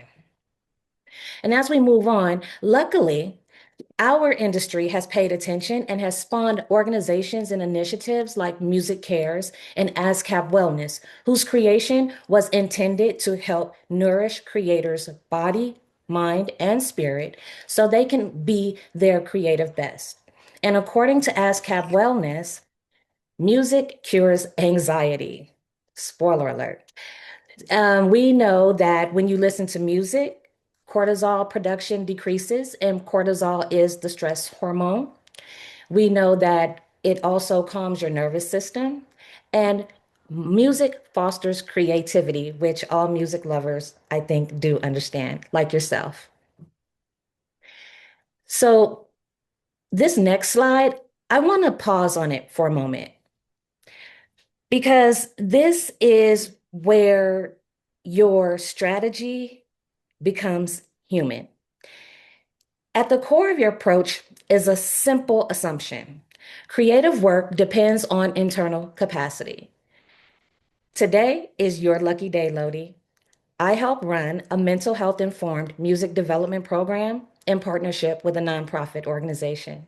And I see this approach work when creative capacity is treated as foundational and not optional. We designed the mental health through music development curriculum for young adults, pardon me, for young adults. And last year, we launched a pilot of the program with a group impacted by the Eaton fires. Our program integrates music industry training from artist development through distribution with mindfulness practices, reflection, and facilitated expressive circles, culminating in a 2-hour recording session. And our findings were restored creative capacity, increased engagement, and strengthened readiness for collaboration and continued development. This is really about treating mental health as a core performance issue, not an extra or an inspirational fact, but a function. When creative capacity is protected, engagement just follows. And when engagement is consistent, performance takes care of itself. The images on the slide reflect some of our moments of regulation, focus, and connection that support the rebuilding of creative capacity. So, you being a Filipina artist looking to heal through your music, I'm here to say you're on the right track and we get you. And as we walk you through your game plan, the intention is to reflect back to you what we're seeing in your music and give it structure. So the brand, image, and strategy are working together as hard as you do. We're starting with a focused approach to centering the Filipino American market in Los Angeles. It makes sense because it's culturally aligned, it's geographically strong, and it resonates with your sound and your story. From there, it's true, the goal is to grow numbers, but it's also to deepen your engagement. We want people to re- we want people to feel connected to you, not just to be aware of you. The combination of focus and connection is what creates long-term financial stability. And the interactive merchandise like posters and augmented reality, it is designed and is strategically put so that your fans can more deeply connect with your story, not just the music, but the process and the values behind it. Journaling is something that you already enjoy. So this isn't about adding something new or different. It's about melding a personal practice of yours into the brand in a way that feels natural and grounding. Now, what we're going to do with your brand refresh is align the visuals with who you already are creatively. There's warmth, depth, confidence, and sincerity in your music, and the brand needs to reflect that consistently. This isn't about reinventing you. It's about making sure the visual language matches the emotional language of your work and your mood board. It is really about capturing the emotional tone of your work. It's layered, it's textured, and it's soulful because that's how your music makes people feel. It gives us a shared visual language so every creative decision stays aligned with your core energy.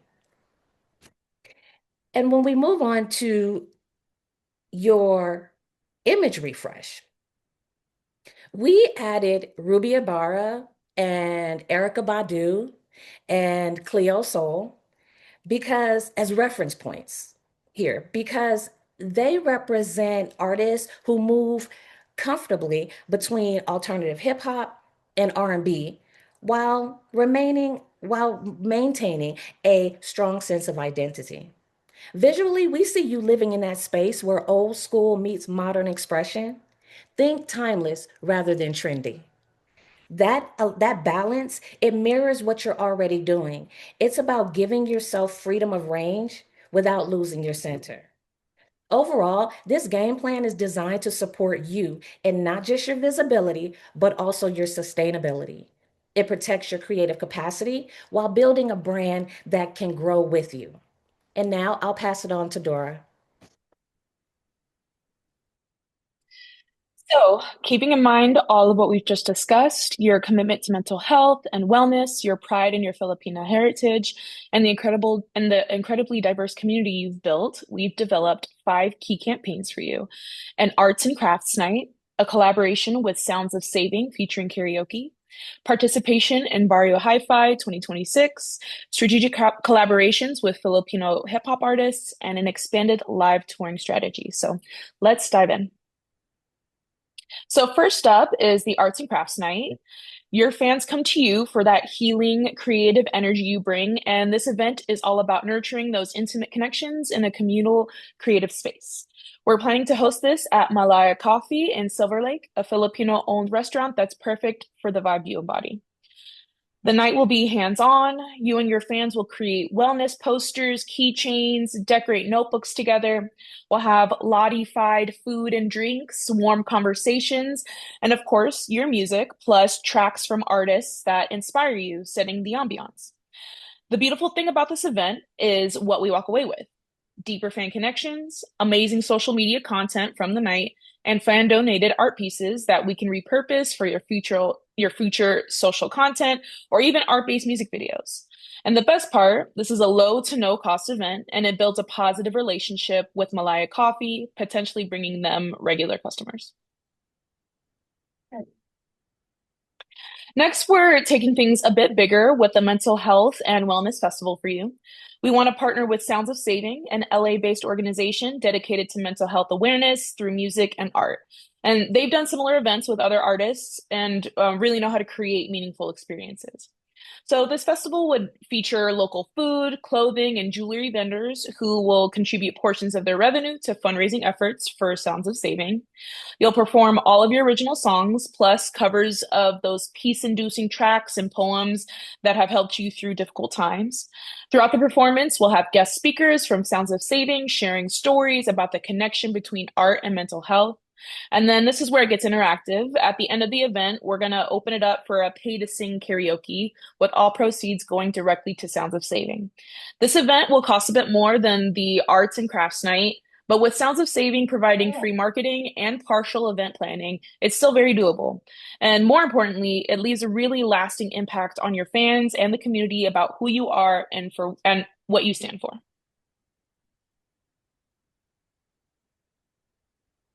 Now let's talk about Barrio Hi-Fi. So this is an already established event in historic Filipino town, Los Angeles. So picture this: Beverly Boulevard transforms into a block party with popular Filipino-owned food vendors and shops lining the streets, welcoming thousands of people from morning to night. And the highlight is the main stage where popular Filipino artists perform throughout the day. Getting a slot at Barrio Hi-Fi is highly coveted if you're looking to make your mark in the Filipino community, which makes this perfect for you. And the best part is that this is absolutely no cost to you. You'll get to perform for new potential fans, network with local event organizers, and connect with other Filipino artists like Ruby Ibarra and DJ Nudes, who both performed at Barrio in the past. So it's a win on multiple levels. So that brings me to our collaboration campaign. We want to connect you with high streaming popular Filipino artists, and we're using a tried and true strategy that's worked since the 90s, collaborating specifically with hip hop artists. When done right, these collabs can create popularity and can increase popularity and streaming numbers significantly. So we've identified 3 incredible artists: Classy from LA, Rocky Avera, and Ruby Ibarra from the Bay Area. All 3 have made major stamps on Filipino hip hop culture. While they're all popular artists, we have real opportunities to connect with them by building momentum through the campaigns I just mentioned and leveraging our internal connections. These aren't just some random picks, these are true strategic partnerships that make sense for your sound and your brand. And finally, we have to talk about touring. In partnership with Live Nation, we're planning to join the On the Road Again program. This program was designed by Live Nation and Willie Nelson specifically to support touring artists and crew at the club level. Our strategy here is smart and data-driven. We'll consistently hit smaller venues that we know you can sell out, places where your fans already are, particularly focusing on LA and surrounding cities. We'll strategically activate each of the campaigns I've mentioned to support and build buzz for these shows. The name of the game is to perform frequently, and get in front of new audiences. That means new venues and openings for more popular acts. While the ultimate goal, of course, is definitely larger venues with bigger fan rollouts, this program has some real strong advantages right now. The payout to perform is considerable. There are no fees for selling merch, so you can get really creative with that. And there are no limits to how many shows you can qualify for this program. So it's a really perfect foundation to build from. So that's a plan. It's 5 interconnected campaigns that honor who you are while strategically growing your presence and reach. And now I'll pass it to Jenny to get more into the timeline of how all of this would play out. Thank you, Dora. So as we go on, we will discuss the timeline phases here. So it goes on from phase 1, going to targeted fan growth. Phase 2 focuses on momentum. Phase 3 focuses on connect. And phase 4 is creating and expanding. So for fan growth, as stated, karaoke is a way for you to engage and connect with fans through your music and getting to know you on a slightly different level. So this event will give fans a positive experience and talk about it with their peers and get those peers to check out your music and content and increase growth, by word of mouth. For the arts and crafts, it is another way to engage with fans, getting to know them, seeing their creative sides, what their favorite song of yours is, getting to know what other music genres they listen to if it's similar to yours, or they have a pretty open span of music genres in general. And as we move into momentum, as stated for our fan growth goals, we wanted the momentum to stay maintained and continue with advocating for mental health. Music is a strong ease for the mind. Any and all fans' mental health is important, and to keep promoting mental health alongside the music will keep fans focused and eager to keep listening. And music keeps fans going and looking forward to the next day and excited for what is to come from you. And as stated, your Filipino heritage is an integral part of your identity, and we wanted to keep the momentum on focusing on the Filipino American marker in LA. So having you collaborate with the hip hop Filipino artists would help with more engagement as well as Filipino artists in any other genre. So that will help with engagement and as well as can also tie in with fan growth, but also keep up with that momentum at the same time to gain also more Filipino fans, kind of getting to know you on that same aspect. There's also World Day of Music, which is a global phenomenon that can help promote music to the world, and current fans will help boost to get the music out there for future fans and general consumers of music to listen to. Going into connecting, so networking is key.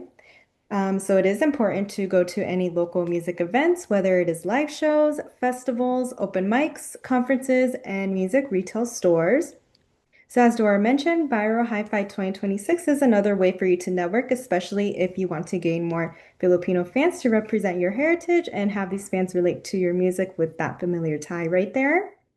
And also collaborating with other Filipino artists, which is similar to networking. This would only be more hands-on creation with songwriting, working on production, working with similar team members within music, and meeting up in a studio to work on music, so on and so forth. And merch beyond usual hoodies and shirts would be ideal for the fan base. So making things like journals, friendship bracelets, fun pens, pins for shirts, etc., makes the fan base come together as a community and connect with fun merch. It's always fun to come up with different ideas for merch, makes it really fun. And lastly, going into creating and expanding. So again, on the road with Live Nation partnership would help with promoting potential tours to happen in venues. And as stated, small venues host 70% of these shows each year, with various venues being involved. So collaborating with a huge touring company such as Live Nation will make a huge impact in the long run when you do announce a tour, as that will reach regular concert goers and visit cities to see different types of fans. Expanding the fan base would include having potential pop-up shows if timing and budget allowed. So in big cities such as LA, New York City, Chicago, Austin, Texas, things of that sort would definitely help with that. So pop-up shows are always fun. And lastly, releasing an EP would be essential to the promotion stage to gain fan attraction and gain new fans. And I will let Morgan finish this off. Thanks, Jenny. So, my colleagues have mentioned a lot of really wonderful ideas, and here on this slide, you can see how that series of ideas breaks down into actual time frame. We're hoping to jump right in Q1 and Q2 of 2026 with the Lottie Sounds of Saving karaoke event, as well as the arts and crafts event. Moving on through to May and June, working with mental health awareness events, the World Day of Music, and continuing our Sounds of Saving partnership. Then in Q3 and Q4, we'll prepare and release a collaboration single with Ruby Ibarra, as well as Barrio Hi-Fi 2026. And then when we are moving into Q4, we're working on the upcoming music, the next phase for Lottie, releasing singles and then eventually leading to an EP. And then we will have a chance after that first exciting year to collaborate with On the Road and Live Nation and kick off on a tour in January of 2027. So the bottom line here, Lottie, we want to grow your audience and increase your reach. There's two different tactics.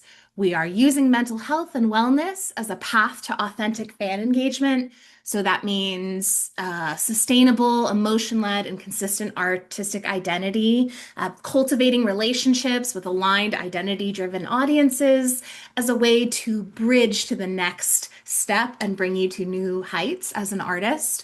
We also will continue to center pride in your Filipina heritage and the diverse community around it through our event collaborations and keeping it focused on the local community, as well as prioritizing open dialogue about mental health and sticking with value-aligned brands and really promoting the idea of healing through music. Now, tactic B will be growing the fan base by strategic artistic collaboration and increased performance opportunities. We want people to see you and what you do best. So that includes creatively collaborating and doing opportunities with like-minded artists who might have a greater audience reach, but who are in a similar vein, such as Ruby Ibarra, Shani, and Cleo Sol. We've also mentioned the Live Nation On the Road Again program, making touring for an independent artist actually doable. Performance at Barrio Hi-Fi 2026 really feels like a shoe-in. These are your people, and we want to put you in front of your people. The interactive merchandise will be sold at live performances and tour, and the release of the new singles and EP with your refreshed value-aligned brand signals a new era and reaching of new ears. So we'd like to thank you so much, and Lottie, we look forward to collaborating with you in the future. Well, congratulations. This is very much better than expected because you took a lot of freedom at recreating in some way your own presentation. So you made it in some way, I think, harder than I'm asking because you sort of looked at the flavor of what those people did before you, and you probably liked some of those ideas, but then you went very independent and came up with your own things and all that. Not so it you made it harder for yourself, but in a way you made it more interesting for me because I can see that you are very independent and you have your own opinion and you wanted to say what you wanted to say and all of this. So it's like I'm sort of always looking for this kind of students, and I'm sort of always hoping for this kind of students. So therefore, I found them here. That group is definitely this sort of very free-minded people that do look at the client and come up with their own thing, and they like to do what they like to do. So that's great. That's what we need. I have a lot of compliment to give you, but the time is very short. So I will try to not give you so many compliments, to take the time for giving you some tips of what I think you should be doing better. So do not think because I have a overdose of critics, you didn't do well. You did extremely well. But here's the thing. In your presentation, there's a lot of repetition between the different members, and you probably noticed that, and I'm sure the class also started to wonder what is new, what is new, and is new, because there was repetition. It looks like the timeline was presented 3 times, essentially. And so, Lynette sort of did a good chunk of the timeline, and then definitely Jennifer went back to the phases on the timeline, and then Morgan said, "I'm going to finish with the timeline." So we got it to hear it 3 times, which sometimes is good because the clients sometimes have a hard time understanding if they hear something just one time. So hearing it twice, not a bad idea, but hearing it 3 times, maybe it's a little too much. So what I feel like saying is that's what I was missing in the middle of the presentation is it looks like your presentation when Lynette was doing it, that it should already be into the phases. And she started to do it in the phases, but she didn't fully do it in the phases, so that was missing. So then Jennifer strictly did the phases, so then it was very clear when she came, much more clear. I'm sorry in that situation because it was easier to follow. And she did, or you group did truly through Jennifer. I'm not saying she did because I don't know who she was just presenting it. I assume it's your group. But one thing that I thought that was really nice is she gave it a name besides giving phase one, phase two, phase three. There was the momentum, there was all of this. That was very rational and helpful, I think, for the client. So I'm saying this in hope that everyone hears this, but more so you because you did it and you're probably getting someone has been thinking of giving them a name and all that, and that was brilliant. Keep this. I think you want to reuse that. I think when you came, Morgan, and you had this much more timeline in one page thing, that was a great idea.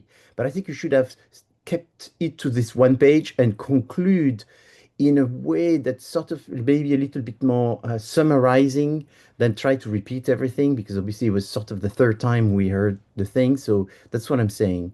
This idea of the phase. So what I would do if I was you is I would do the 3 phases, but put more in the 3 phases. Where in fact, let's say Snoopy did one phase, Jennifer did a second phase, Morgan did the third phase, and then did the timeline at the end. So you would have had more in your phases versus trying to repeat the phase several times. Obviously, it's easy for me to say that this is like the very beginning of the program. You did the best you could and all this, but what I'm saying is, in the future, when you do, let's say, the Valley Hive, right? Or you're doing your first presentation of Playita in 2 weeks, 3 weeks. I think it's one of those Saturday, or you'll come and pretend to present it as if it's at the end. Try to now repeat the phases. And then there was another thing that was a little disturbing too, is the concept of opportunity came after 7 minutes maybe of your presentation, and it was Snoopy when she started talking about the mental health, and you went in depth about the importance of mental health and the fact that this was an opportunity. You didn't totally specify this was an opportunity, but it came kind of after you presented who are the customers. I think you want to present the opportunity and the strategy and the fact that there's 4 phases, why 4 phases, blah, blah, blah, before you present who are the customers, because it's sort of talking about the customers and saying what do they want afterwards. I think it's what do people want, and then based on what do they want, who are they? I think it's a better rational that way. So I think the persona, which by the way was done in the most fantastic way, that was Christine. Um, I don't want to say that Christine should be doing the personas for the rest of this class, but she was really good. This is it was she's done it before somehow. She you look like you enjoyed yourself doing it, and it was very good. So that's one for everyone to remember. She did it very well. And the separation, and another thing I have to say is I think your presentation is better than the original. So you're also very good at presenting better than the original. So that's something. Another thing that you did that was great is that we saw before is you didn't system every slide says next slide, next slide, next slide. I don't think you said it once. So obviously it's a big. No, I'm not making fun of the matters, the group that presented matters, but I think there was like 18 slides and they said 18 times next slide, next slide. Versus I don't think you said it one time. So that's kind of a big improvement obviously, and that's the thing that we want to see. And I'm still saying, if they remember, I gave 4 points for the first group because they were doing very well. It was the first time, right? But so they should not feel too bad because the grade was good. But the reality is you if you did 20 slides and you said it 5 times, I would say, oh, that's pretty good already. But I don't think you said it once, so you just totally nailed it. Um, no, there's one thing that you did that but that's kind of normal, is you called these things the tactics, and I think they were so high level that they look more like strategies. So eventually you're going to have to see the difference between tactics and strategies. I think the name that you gave to the tactic, that was the strategies, and the little bullet points that you had underneath, that was the tactics. So otherwise, your presentation has no strategies. And so, giving no strategy to the client doesn't make any sense. And unfortunately, you had a year and 2 months type of program for the client. I do not recommend to have a year and 2 months for Playita. It's too little, right? For Playita, the minimum I would say give them 2 year plan, right? It's maybe 3 years. You need to see this long term. So maybe you don't go in detail. So don't hear me. Do not interpret what I said by saying that you need to give this level of detail for every month for the next 3 years. That's too much work. That you have high level IDs for the second and the third year and details for the first, I think that's acceptable. I don't want you to hate your life by having details for everything for 3 years, but you need to have this long-term vision for them. And I think 3 years is not too long, and that way it sort of gives confidence to what you're trying to do the first year since you have this vision of the three. Okay, so overall, fantastic job. Some tune-ups here and there. Normally, there's many more tune-ups than this, so I think you're on extremely good path. I'm absolutely not worried about your group. However, I need to hear your opportunities when it comes to Playita, and that's a different ball game. You may be anyway. Here, the opportunity, it's this mental health, and you nailed it. So at least we're on the same page. You know what it is, but you need to find one now for Playita, the same type of thing. And if I have to say, no, you may not like me for saying that, but I would like more than one, to be honest. Mental health is great, but I'd like to see more than this. Obviously, you said there's a lot of Filipino in Los Angeles, so that's another opportunity. Um, yeah, so I guess that's two, but I'd like to see a bunch of those opportunities to really support this vision for the 3 year vision when it comes to play it up. For the exercise that you did today, I mean, it's good enough. I can see you know what you're doing. I'm very satisfied. It's great. Do not worry about the grade you will get. You nailed it again. So it's awesome and it's a big improvement. So you're on the right page. Try to correct this and see what you could do in the future for not having too many times the phases being repeated across the presenters. And that was the biggest one. Make sure you bring the opportunity earlier. Make sure that you have strategies and tactics and they are both separated. Make sure you have a 3-year vision instead of a year and 1 month. And that's it. And at the end, finish with a timeline. Do not finish with a conclusion, which you didn't, but finish more with this high level timeline over the 3 years. So that way the client sees the thing. Oh, yeah, another thing missing, and it's a big one, is, and that's hard, is you need to talk about revenues, how much money she'll have to spend, and how much money you're expecting her to make. So I never seen anyone do that for the second presenter of the Maya because it's, different. What you've done, most people will be exhausted. And so, but next group, I'm hoping they're going to start talking about money, more about how much it costs, how much we make, right? As a just noticeable difference. Okay, so next week is we'll be starting with the quiz. I didn't talk about consumer behavior, but there's a good summary video inside the module that reviews consumer behavior and the key elements. And then there's global international business as well, which has a very simple video. The question I will ask about this subject won't be too difficult. They will be covered somehow in these videos and the reviews. However, I will see you on Saturday. And remember, I'll see you on Saturday at the time allocation. So it means not everyone comes at 9 o'clock. It's only the first group one that comes at 9 o'clock, right? And then group two comes at the exact time of the allocated time. So come in as soon as we see you. If you don't come in, we're gonna keep on working. Did that ever happen? Yeah. That was with group one. Instead of being 50 minutes with group one, I was an hour and 20 minutes with group one. And group two got only 15 minutes because I don't know why they came and let the group one get more time than, right? So this is your time. You earn it. You deserve it. Come exactly at your time. Don't steal the time. Come early. They're not going to like that. Just come at the time. It's very simple. Do you have any questions?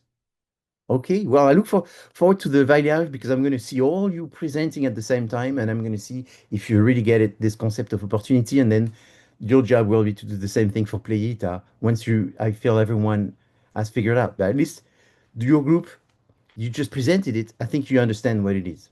It's a fact, not a ID. Okay? If you have no other questions, we are done for tonight. I'll see you on Saturday. If you have questions, email me in between. I will give you the feedback on your SWOT and draft as soon as possible.